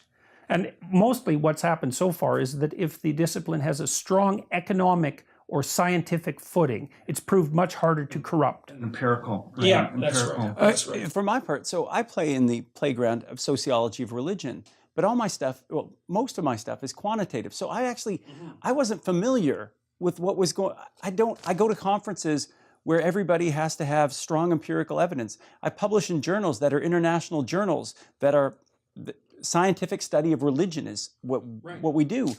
So, I'm familiar with Foucault and that stuff, but that's not where I play. So I wasn't really exposed to what's going on. And you don't really think, well, can't. There's no reason to be that concerned about it until about 3 years ago. Well, this is it. But then I'm trying to get into the headspace of some of my colleagues. So I got out a textbook. It was called Race, Class, and Gender. And it's an anthology that's used in cultural studies courses, in women's studies courses. And it's sort of the go-to text, so I'm told. And I'm reading it, and I turned to page 14. And I can tell you it's page 14 because I was so astounded by what I found. And it said, it says, objectivity as found through rational thought is a Western and masculine concept that we will challenge throughout this text. Yeah, right. Yeah. And I said, it's too bad. It's too bad that you're shocked by that, because I couldn't believe it. So you want to go for irrational? The PC types have been saying exactly that since the 1970s. Like, that is they make no mistake about this. This is why McClatchy is wrong. This isn't something they're secreting in. This is the dead statement. Oh yeah, it's that. The whole notion of logic and coherence and empirical data, for that matter, Evidence. the very nature. Reject evidence. Let's question the definition of evidence, because the underlying idea here is that all hierarchies are predicated on power. So if the reason that I put forward something as evidence isn't because it's evidence, it's because it's evidence that I get to have that position of power. And so if you're a postmodernist and you say, well, I'm going to question your evidence, what you think you're saying is you're going to question my claim to that arbitrary power. The whole idea that there's evidence outside of claims of arbitrary power, the postmodernists dispensed with that in the 1970s. That's Derrida. That's exactly what he said. And all this time I've been trying to get samples of thousands so that I could say, this is a little bit we can say something, That just- we can generalize. No, that just demonstrates how thoroughly entrenched you are in the reigning patriarchal ideology. I guess. And I was just hoping to get beyond anecdotal. There's no beyond anecdotal. That's become a methodology. That's experience. It's called autoethnography. There's a technical term for it. And autoethnography is the publication of of a private diary, essentially, in a hypothetically reputable academic journal. It's only because of in the last 3 or 4 years that these things have been happening that I say, well, where do they get this? How do they find these thoughts? Yes, well, we don't want to fall into the mistake of making the assumption that this hasn't been thought through. No. People are not just misunderstanding what evidence is. That isn't what's happening at all. When they say they want to question the definition of evidence, that's exactly what they mean. When they say we want to question the definition of evidence because the definition of evidence currently supports the scientific power structure in chemistry, say, and that's fundamentally dominated by, let's say, white men, we can go after the definition of evidence itself. And that's how we're going to bring it down. And so the next people on the hit list are going to be the biologists. They're already under attack from the social justice warriors. I just read a paper that said that mathematics is whiteness. Yeah, definitely. I didn't know that mathematics could have a race. Mm-hmm. Yeah, but the thing is, there's nothing illogical about these claims once you accept the central axioms. The axioms are straightforward.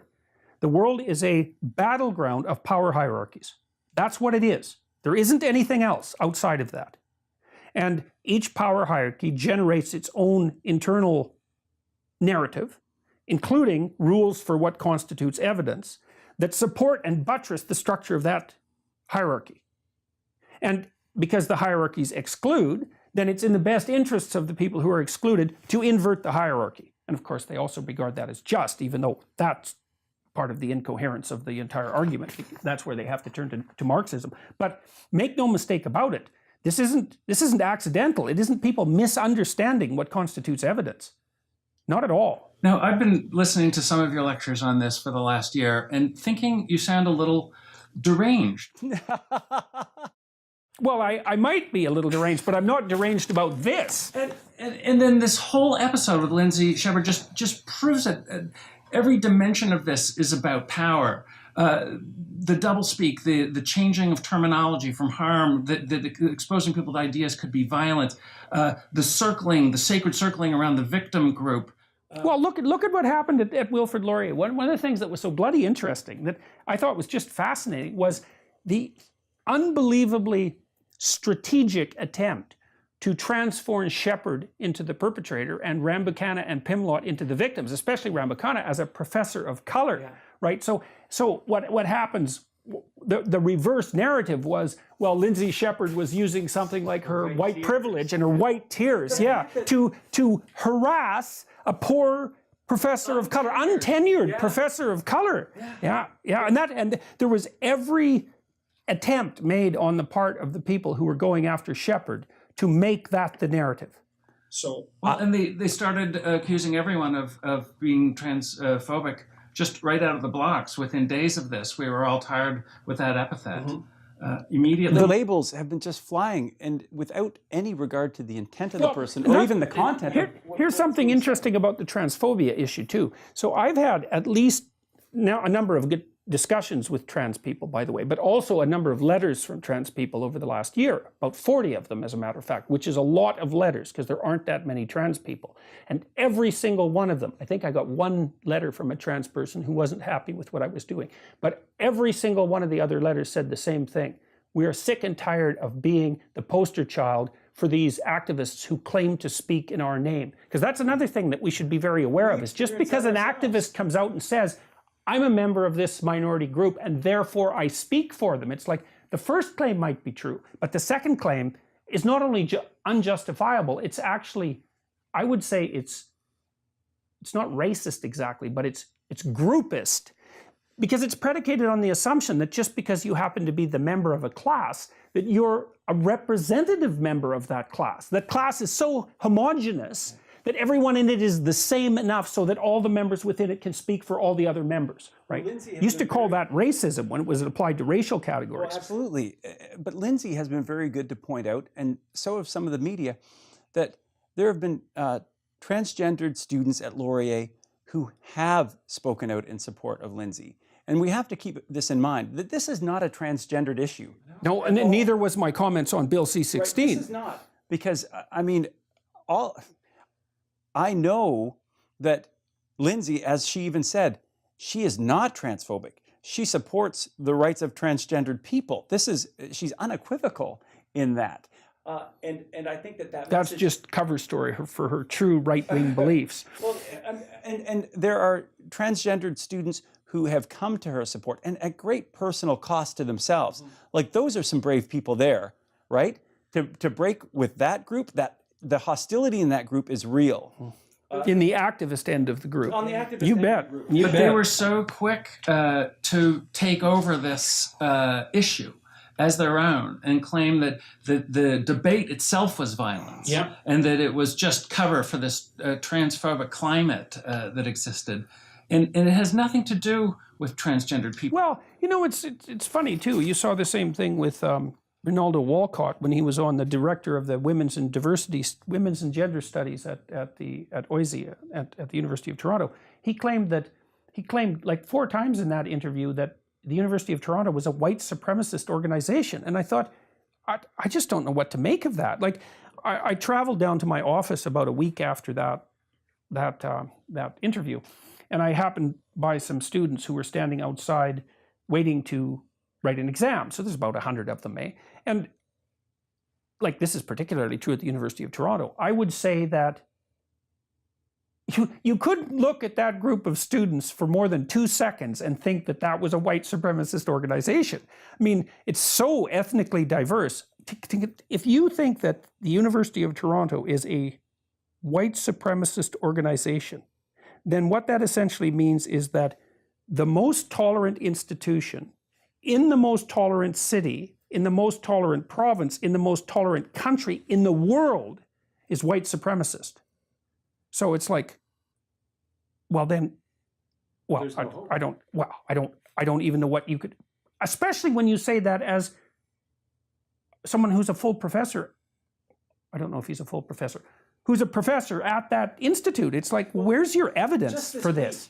That same professor was using racial slurs against Lindsay. Oh yes, the white tears thing. And they're also misogynistic, right? Because it's white girl tears. I could never, ever do something like that to any student of any race. I just don't understand how the people on the far left can rationalize that kind of behavior. Listen, well, I think they can rationalize it with power. But in terms of civility, just in civility, in recognizing the humanity in every person, how can you resort to those kind of racial slights? I don't understand how you can say don't be racist and then you make racial comments, terribly racist comments. Do people? Well, no, the idea there is straightforward. You cannot utter racist comments against the dominant group. That's the rule. If there's a dominant group, so once you identify them as oppressor, you can say anything you want about them because by definition, this is axiomatic in the ideology. You can't say anything racist about the oppressors. That's like a rule. It's a rule of discourse. So here's where I go with this. For self-interest, do you not realize when you say, I don't care about your effing white fragility. Now, that was not Waldecott. Is that his, did I get his name right? No, Ronaldo. Walcott. Walcott. He didn't say, but other pundits have said that, and it's appeared on Lindsay's Twitter page where they've assaulted her there, or at least, no, that's too dramatic, where they've insulted her there. But my point would be, even in your self-interest, do you not realize that you are giving ammunition to the real white supremacists? Do you not realize that there are really dangerous people on the right who are looking for that exact kind of comment to rationalize their behavior? Well, if you're trying to burn something down, what makes you think you're going to be so careful about how it burns down? And I really mean that. Look, I mean, I've have interactions with the right wing racial supremacists online. They're not very happy with me. And it's because I call them out for the same sort of behavior that the leftists manifest, which is like, I'm not impressed by your manifestation of group identity uber all, let's say. But I understand that the radical right-wingers are playing the same game as the radical left-wingers. So you might say, well, why would the radical left-wingers play into their hands?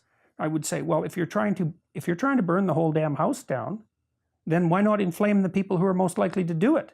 And you might think, well, no, that's not in anybody's best interest. It's like, it's the stated aim of this ideology, right? They want to invert the patriarchy, essentially. Well, what's the patriarchy? Well, it's the white supremacist University of Toronto. So who cares if you're handing your opponents weapons? You're hoping that it will escalate, that the people on the left as well as the people on the right. The point is to escalate it. Yeah. It's the point. We see that it's power because this is the same thing as happened at Evergreen State, and the whole justification there was racism, not. I know, and they went after Brett Weinstein, who is about as, I mean, Brett is. He's a Bernie supporter, right? Exactly. Well, they I eat got their an own. email last week from Mike Paros, who was the only colleague of his that publicly defended him. And he emails me and he says, I've been following the story closely, and I just want to reach out and just, commiserate with you and wonder, is there anything we can do or talk about together? And I thought, no, you're from Evergreen State. That's a nightmare. And I thought, we're not that bad, are we? Yeah. But it's the same pattern repeated. It's not about transgendered people and their rights. And That's so just the victim du Oh yeah, jour. the transgender people, as far as I'm concerned, were like sacrificial animals on the altar of Bill C-16. The activists have a new group that's oppressed to wave the flag for, to push forward their ideology. And as I said, the consistent message I've got from transsexual people is, I wish they'd just shut the hell up and quit putting us out in the public eye in that guise, because all they're doing is making our life more difficult. It's like, well, it doesn't matter. We're trying to tear down the patriarchy. Who cares if your life is being made more difficult? It's like, you don't make an omelet without breaking a few eggs. We want to keep that in mind. Okay, Laurier prepares our students and instructors for difficult discussions. Yeah, probably not. We support our teachers in navigating complex and divisive issues with care and confidence. That's a more credible statement. I mean, especially given the outcome of this. I just want to take you back to the last sentence of the previous paragraph. Laurier has a clear commitment to academic freedom and freedom of expression. Well, that's unequivocal. Mm-hmm. Perfect. Mm-hmm. Yes, except that they won't adopt the Chicago principles, say, for example. And something else to keep in mind, that I think this is the first time anybody's talked about this. When we were established in 1973, the Wilfrid Laurier Act says specifically that this university will be dedicated to research and teaching in the spirit of free inquiry and free expression. That is the establishing act of our university. That's the charter statement. And that is what it says is our mission. So in fact, we are breaking the law by not standing behind maximum free expression and max free inquiry, because it is right in our very founding principle, our very founding charter.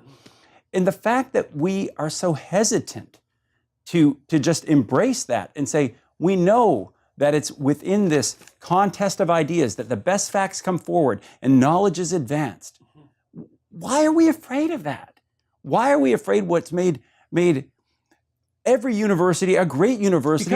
Because we're doubtful about the integrity of the institution. Like this critique whose claim is that our institutions, our patriarchal institutions, are fundamentally corrupt and oppressive, is sufficiently, what would you say, makes people sufficiently guilty so they're perfectly willing to circumvent their adherence to policies, to charter policies like that. I just think that at some point you have to say, this is why you were created. Mm-hmm. Maybe we should get back to this. And maybe there's someone who is in the provincial parliament who's going to say, I'm kind of upset that you've actually rejected the very founding charter. I would. Yeah, well, there's no one in the current legislature that would do that. Certainly not in the current government. No chance at all. Okay, we support our teachers in navigating complex and divisive issues with care and confidence.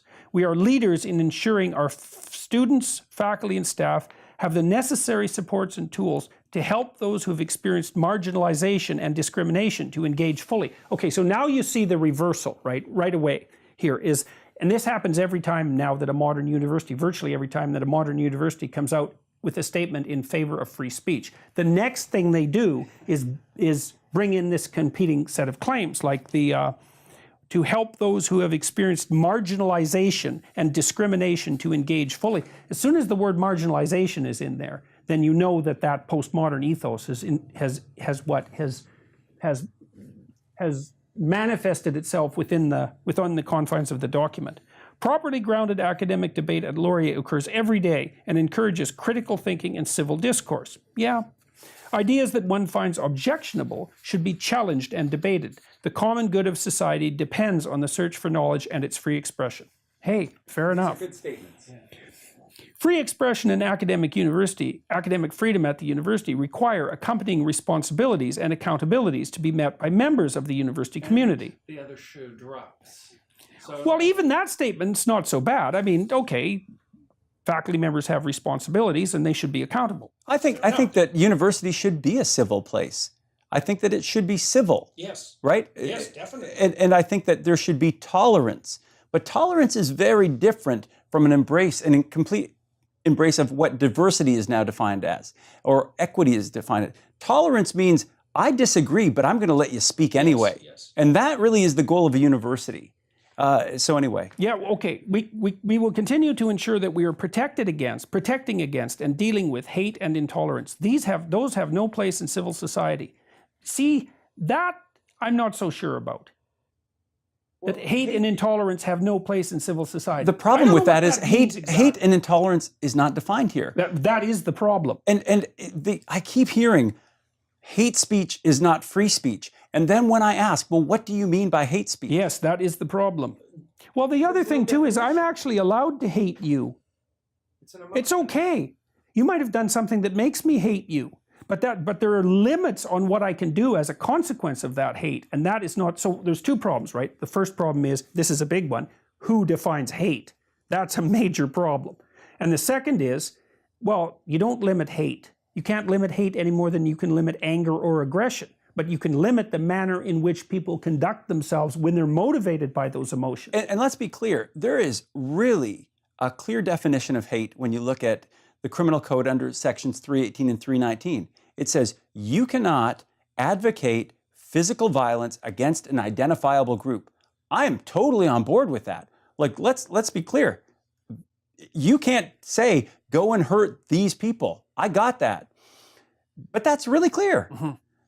Where's that definition? Well, I just want to see. Well, the issue there is something we discussed earlier is, well, then we can gerrymander the definition of hurt, right? Well, I'm talking physical, advocating physical violence, yes, right? Yes. Physical. I throw that physical in there because the criminal code also does. And I think it does it in such a way to say we can harm. What is harm? Again, harm is long-term infliction of damage that compromises your ability to function or your appearance. Right. It's a pragmatic definition, and it's grounded in common law. So we actually have a history of defining it. So that's safe. And let's not move away from these definitions because they're the thing that allow us to have conversations that are uncomfortable but needed.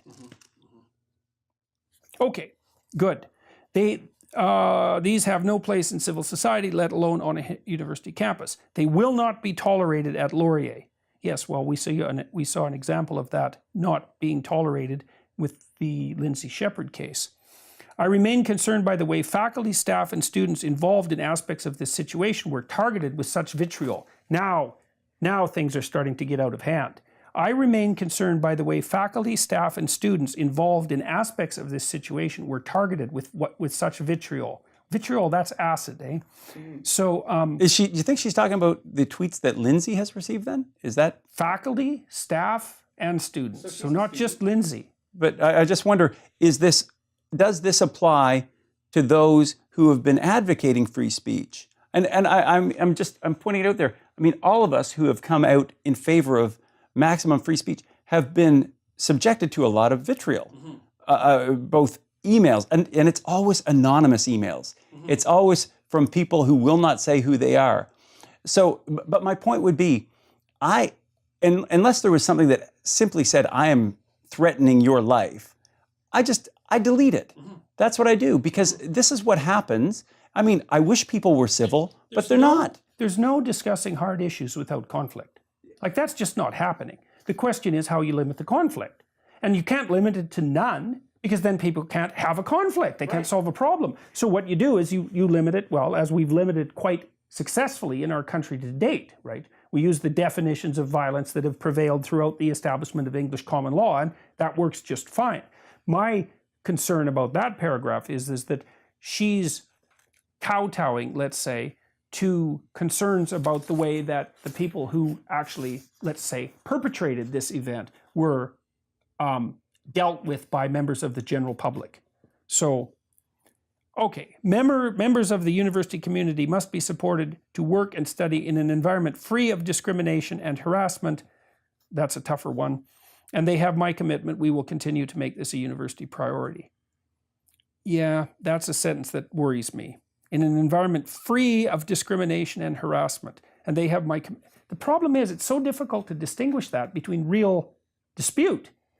You know, I mean, if you're committed to a line of argumentation, you've staked your whole life on it, say your whole academic career, and you're engaged in a dispute with someone else who holds a contrary viewpoint, there's going to be heat and sparks generated by that exchange. There has to be, because otherwise you're not talking about anything of any importance. Yeah, if we all agree, we don't need free speech. I mean, that's sort of the standard. That's the thing. Right? But when I read this line, members of the university community must be supported to work and study in an environment free of discrimination and harassment.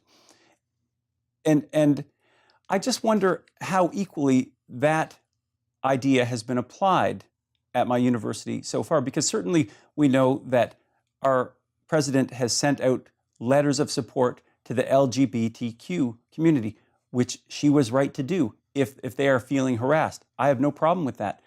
But at the same time, there are official bodies at our university, the Women's Center, and other bodies that are under the auspices of the Diversity and Equity Office, if I'm correct, that are petitioning to have, there's a pro-life group on campus, and they are petitioning to have them defunded and shut down. Right, so did Deborah McLeod send out a letter to all the people who are supporting Lindsay Shepherd to say, well, we're really sorry about all the harassment and vitriol that you're receiving? This is my point. Our president is aware that there's a group on campus that are marginalized. Yeah. These are the pro-life students, and I don't care what your position is, pro-life or pro-choice. Whatever your position is, you bloody well have to admit that there's at least a debate. There is a debate, and the point I would make is, here truly is a marginalized group of students who have received no support from our university. None. And I know my president is aware, because early on in this controversy, I said, and another matter is that these students are being attacked, or I'm sorry, I don't want to use hyperbolic language. These students are being harassed, and they are being harassed because they're being threatened with having their funding removed by official bodies of the university.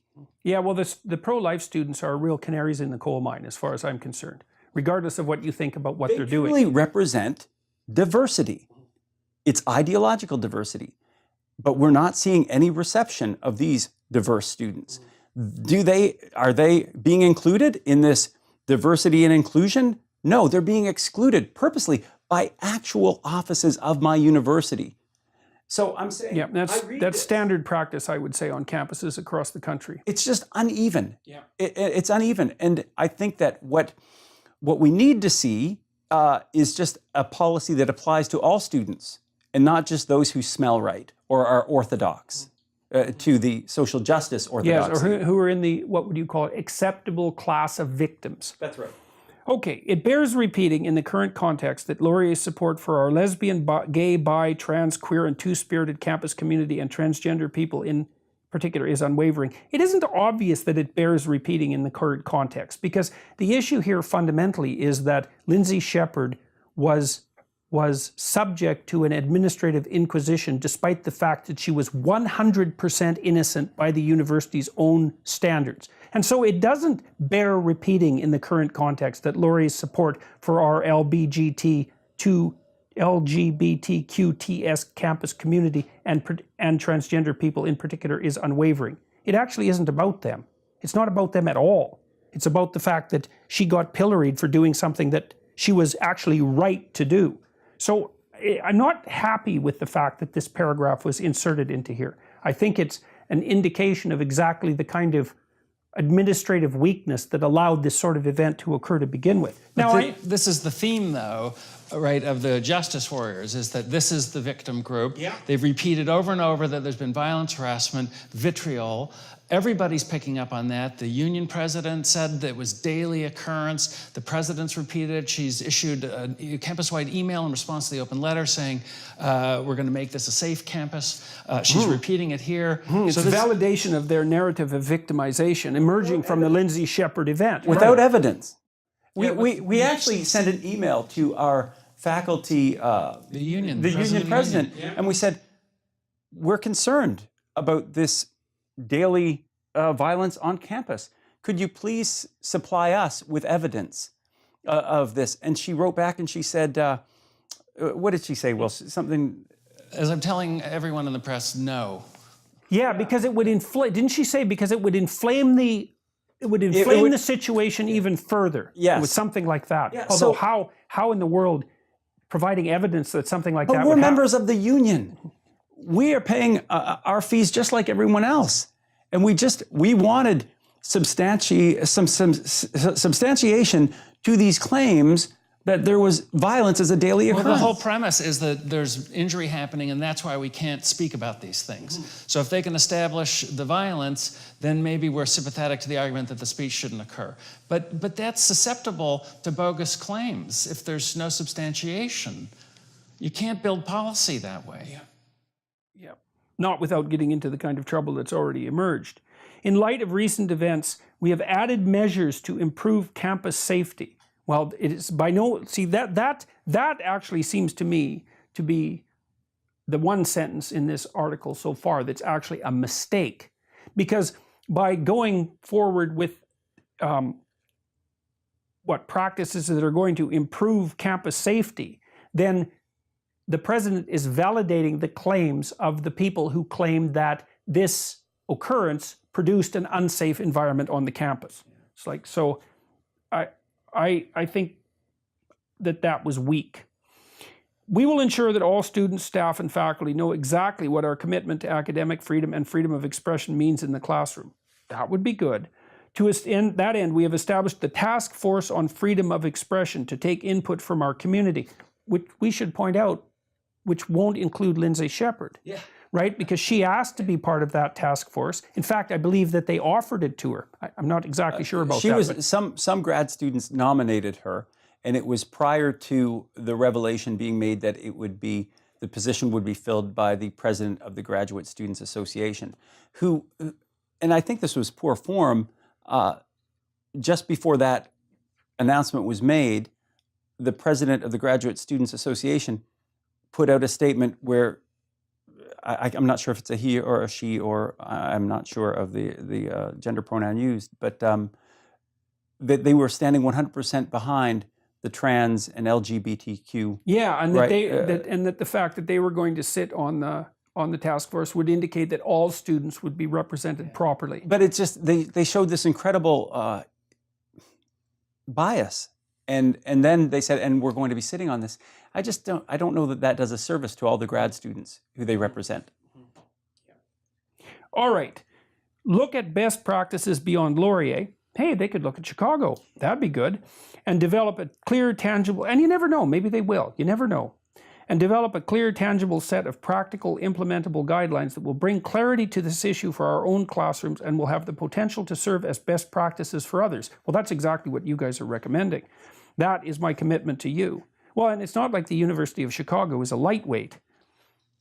And it's not just the University of Chicago. Over 30 universities, many of them Ivy League, have adopted the Chicago statements to great effect. Right. And so this is, this is something that has worked, Yeah. that is working. Yeah, it's clearly something that should happen in Canada. It would be a wonderful thing. It would be a wonderful thing. It would be. It would be a wonderful thing. So it's not like we're trying to institute this policy that hasn't worked and that hasn't been accepted by really prominent universities in the U.S. Right. And it doesn't involve U.S. Law or legalese. It is simply a statement of philosophy about what we want, and which is maximum free expression and free inquiry within the bounds of the law. Yeah. And I just think this task force is going to be a disaster because the justice advocates aren't interested in free speech. They want to forbid certain forms of speech, and it's just a question of which topics and who's going to control the list. Well, there might be enough public scrutiny. Like, I don't think interest in Wilfrid Laurier, I'm sure that the president would be real happy if this went away. But I think the probability that it's going to go away is very low, because I think Wilfrid Laurier is now being watched, and being watched by very many people, to see what the genuine outcome of this will be. And I think that even if it was ignored by the mainstream media, which it might be, it's not going to be ignored by people on YouTube and the people who've been generating content associated with Lindsay Shepherd. And the magnitude of that content online is absolutely overwhelming. I don't know if the Wilfrid Laurier administrators know, because people older than 40 usually don't know much about online media. But the amount of commentary this has generated on YouTube is absolutely beyond belief. Like, it was a major scandal. Back to the task force, though, and Will, you've said this in the past, the freedom of expression proponents, we already are the compromised position, because we are saying we want you to be able to articulate whatever position you have. We want you to be able, we are the compromised position. We're not saying we want to shut down anybody. Whatever your position is, let's hear it. That is where we are. So we're already in that compromised position. Within the boundaries of the law. Within the boundaries of the law. Restrictions of the, and out of respect for the university and its operations, of course. So we're already saying we want all these sides to be able to be heard. I don't understand. Right. It's already a pro-diversity of opinions. It is. And so what I have to look at is many of the colleagues that I have who are on the left and are hoping for restriction of free expression are really, to a certain extent, linguistic imperialists. That's exactly why I objected to Bill C-16. I said that I wasn't going to let the linguistic imperialists take control over my voice. The fact that it happened to be about transgender pronouns was, well, that was just how that problem manifested itself at that period of time. But that what did you call them? Linguistic imperialists. That's exactly right. And these ideologues on the radical left who are so good at neologisms are unbelievably good at grasping the linguistic territory. I mean, the propagation of words like cisgendered is a perfect example of that. So yeah, it's just, I don't understand how they can be so against colonialism and imperialism and then want to do that in the sphere of language. Put in an authoritarian structure, which can only be abused. Well, that's part of the weird, see, there's this weird marriage between postmodernism and Marxism, right? Which makes no sense, because you actually can't be a postmodernist and I guess you can be a critical thinker and a Marxist, but you cannot be a postmodernist and a Marxist at the same time, because the postmodernists hypothetically are critical of grand narratives, right? They don't believe that they have any universal validity. Of course, the problem with that is that without a grand narrative, you can't act. But they sneak the Marxism in through the back door. And then the justification, I think, is for these authoritarian impositions is that, well, it doesn't matter as long as the right people are being hurt by them. And the right people would be the people who are in positions of power now, who have no justification for being in those positions of power, right? But because they don't. That's not a stable solution. Yeah, but you're making the assumption that what's being sought after is a stable solution. And I think that's a dangerous assumption, because I think that the university activists mean exactly what they say when they say that we should be flipping over the patriarchy. They've put no counterproposal forward throughout this, right? It's like they don't have a solution. They're not even talking about a list of forbidden topics and who's going to adjudicate it and what the appeals process is going to be. That's always done post hoc. Yeah. That way you can keep the level of fear the highest. You can keep adding to the list as well. Yes, definitely. Because it's way better. It's way better if you want to exercise power over people to never let them be sure which policies they are violating. And I think that what happened to Lindsay Shepherd is an excellent example of that.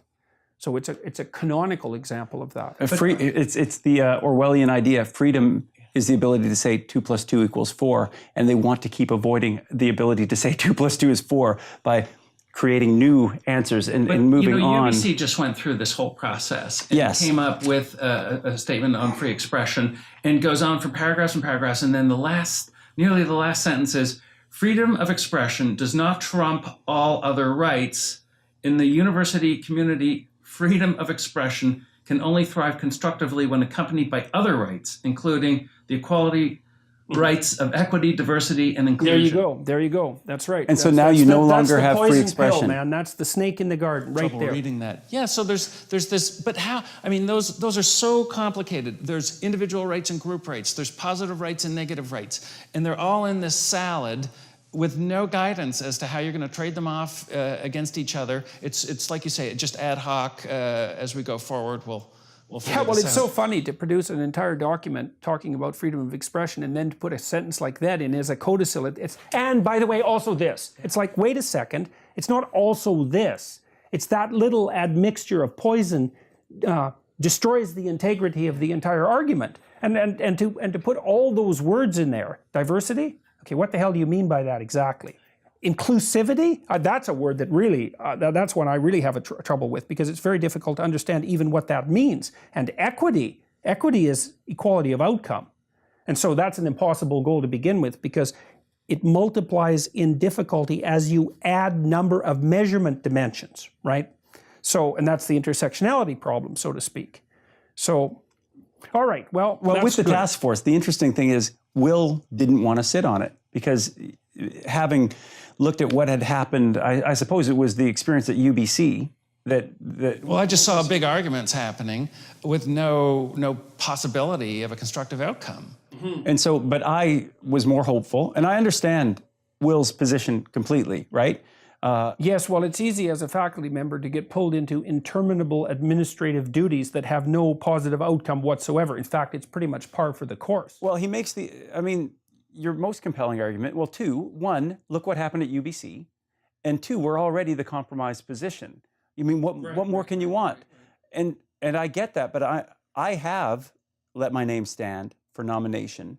We'll see this week, I guess, whether or not I don't know if I'll get voted. Well, one of the things we should find out and publicize is whether any people who have a strong free speech orientation will end up on that task force. Yeah. I mean, that's of absolutely critical importance. Well, they'll certainly get their work done quickly if no one from the free speech side is on it, because they'll just say, right. But maybe they'll have to create a list of their own about what can't be talked about, right? Who knows where that will go. One thing that strikes me, though, is just the disregard for history. People who are marginalized or would be considered in the marginalized group, if we look at how did they get the rights that they have today, right? Yeah. How did that happen? It was because of free expression, right? Actually, the easy case to make for free speech is left wing. It's like powerful people don't need their free speech protected. They're powerful. Right. They're rich. They can say whatever the hell they want. It's people who are precisely marginalized and oppressed who need all the protection of the law. Of course, they want to weight it against saying, yes, we want to have people without power to have the freedom of expression, but let's make this a quicker process by making sure those that have power can't speak. Whoever those who have power is. Right, well, that's the issue. Not just, well, you could say, well, wouldn't it be wonderful if those who had unfair power weren't allowed to speak? It's like, well, maybe it would be wonderful. But who the hell is going to decide who has power and who has unfair power? Well, the devil's in the details there. So the only fair application of this principle is to let everybody have equal opportunity, right? Not equal outcome, by the way. Well, that's the free market solution, right? Anyway. Because you can't determine these by central fiat, because it's technically impossible, which is actually something postmodernists should know, because that's actually one of the logical consequences of their philosophy, right? Things are too complicated to decide by fiat in some sense. But, all right, is there anything else that you guys want to say that you've observed as a consequence of this Lindsay Shepherd affair, or that you're hopeful about or pessimistic about? How do we solve this? Just the way we're solving it. This is the way to solve it, is to have I think this is a textbook case of the utility of free speech. Shepherd was able to make her case publicly. There's been a huge debate about it. There's been some moves made on the part of the university that look positive. We've got ample opportunity. Everyone has ample opportunity to have their voice heard. You know, this video we're making tonight will probably be watched by 150,000 people. It's like, and we had a perfectly reasonable discussion. You know, I think we gave credit where credit was due with regards to this document, and are jointly hopeful that something positive will come of it, and made some pointed critiques about what it does contain and what it doesn't. But we don't want to underestimate the utility of doing these things. It's useful. And I think the fact that you guys have this little cabal of people at Wilfrid Laurier who are willing to speak. I was shocked when you wrote that op-ed and when the Toronto Star published it. I mean, nothing like that from an academic happened in relationship to me last year on Bill C-16. We've seen such uniformity of outcry about this from all the newspapers, Globe, Star, Sun, Which Post. really just shows you the disconnect between what is happening in the academy and what is Right. happening. It's a disconnect of staggering magnitude. that people outside the academy say, well, how can you believe that? What they've been saying is, really? This happened? This actually happened? That's the universal response. And you know, the response on the campuses is, well, yeah, it happened. And we were right. I have a solution. I have a solution. I mean, it's not a solution, but I call it an inoculant, actually. So yes, let's get the Laurier Statement for Freedom of Expression at our university and similar statements at all universities. Why the federal government is not tying funding to this? I know that the Conservatives mentioned it's a suggestion that I made to the Conservatives. Well, this is what needs to happen. But in addition to that, I think that young people and parents of young people need to look at what's happening, and they need to start educating their kids at home. And they need to start, and I've written several op-eds where I've said, people ask me, what is the solution? And I say, start watching the videos of Jordan Peterson. Start watching the videos. There's Jonathan Haidt. Jonathan Haidt. You bet. Look into the Heterodox Academy. Because they know these what are they're doing. Who definitely are scholars of repute. They are moderate, incredibly civil. There are also some people outside of academia. There's a fantastic YouTuber. My name is Josephine. She's a Canadian political science student who is at U of T. Moderate, really well spoken, articulating classical liberal ideas. My name is Josephine. Okay. Okay, I'll have to remember her. So she's actually been at, the reason that I know she knows you, she was at one of your rallies. I saw it in a video. There she is in the background. Another young lady, woman, her name is Roaming Millennial. Yeah, I know Roaming Millennial. I've been on her show. Oh, fantastic. Yeah, She's yeah. articulating Yeah, you bet. classical You bet. liberal Yeah. ideas. And she's a tough cookie, that And girl. she's a tough cookie. You bet. And I would say, start watching these people. Yeah. Yeah, well, the young people are watching them in droves. And She has a big following, Roaming Millennial. And I'm grateful for that because, in fact, when these students go into the university classroom, if they choose to go into the arts or the humanities, they're going to go in with knowledge where I realize it's tough to challenge a professor, but start a Facebook group and say, hey, did you know that there are other ideas too? Do you know that there's an opposite side to this debate? Well, and we could also encourage parents who might be listening, or students thinking about going to university who might be listening to this, is that check to see where the university stands on free speech. And if they dampen down their support for free speech and free inquiry with statements about diversity, inclusivity, and equity, then go somewhere else. It's a worry. Another thing, and this is just beginning in Canada, we have a Society for Academic Freedom and Scholarship that professors can join. If a professor has joined the Society for Academic Freedom and Scholarship, you can be pretty sure they are going to be wanting to give you both sides of the story. So that's not a bad check either. Yeah. Where do they have to do their research, though, the students, to due diligence? Well, that's good. It'll educate them. Right? I mean, Lindsay Shepherd definitely got educated over the last 2 months. They should right? just give her the degree. Yeah, no kidding. Right? No kidding. She's got her PhD thesis in communication pretty well demonstrated. There's an autoethnography for you. Yeah, I caused an international scandal by just revealing what had actually happened. Yeah. All right. Good. My pleasure. Thank you guys for coming. And also it's not common for faculty members, well, to talk to me, first of all, like this, certainly not on record, and it's certainly not common for them to be writing and speaking openly about such issues. So I don't know what the hell got into you guys. It's really good that's happening at Wilfrid Laurier dead. too. We realize we're finished now by being associated with you. Yeah. I said Well, it's earlier, good of you to offer yourself on the sacrificial altar. you've got to look your kids in the eye eventually. Yeah. And how are you going to say that you need to stand up for truth if you actually don't stand up for truth? That is a problem. Yeah. Yeah. All right, guys. Good. Thanks a lot, eh?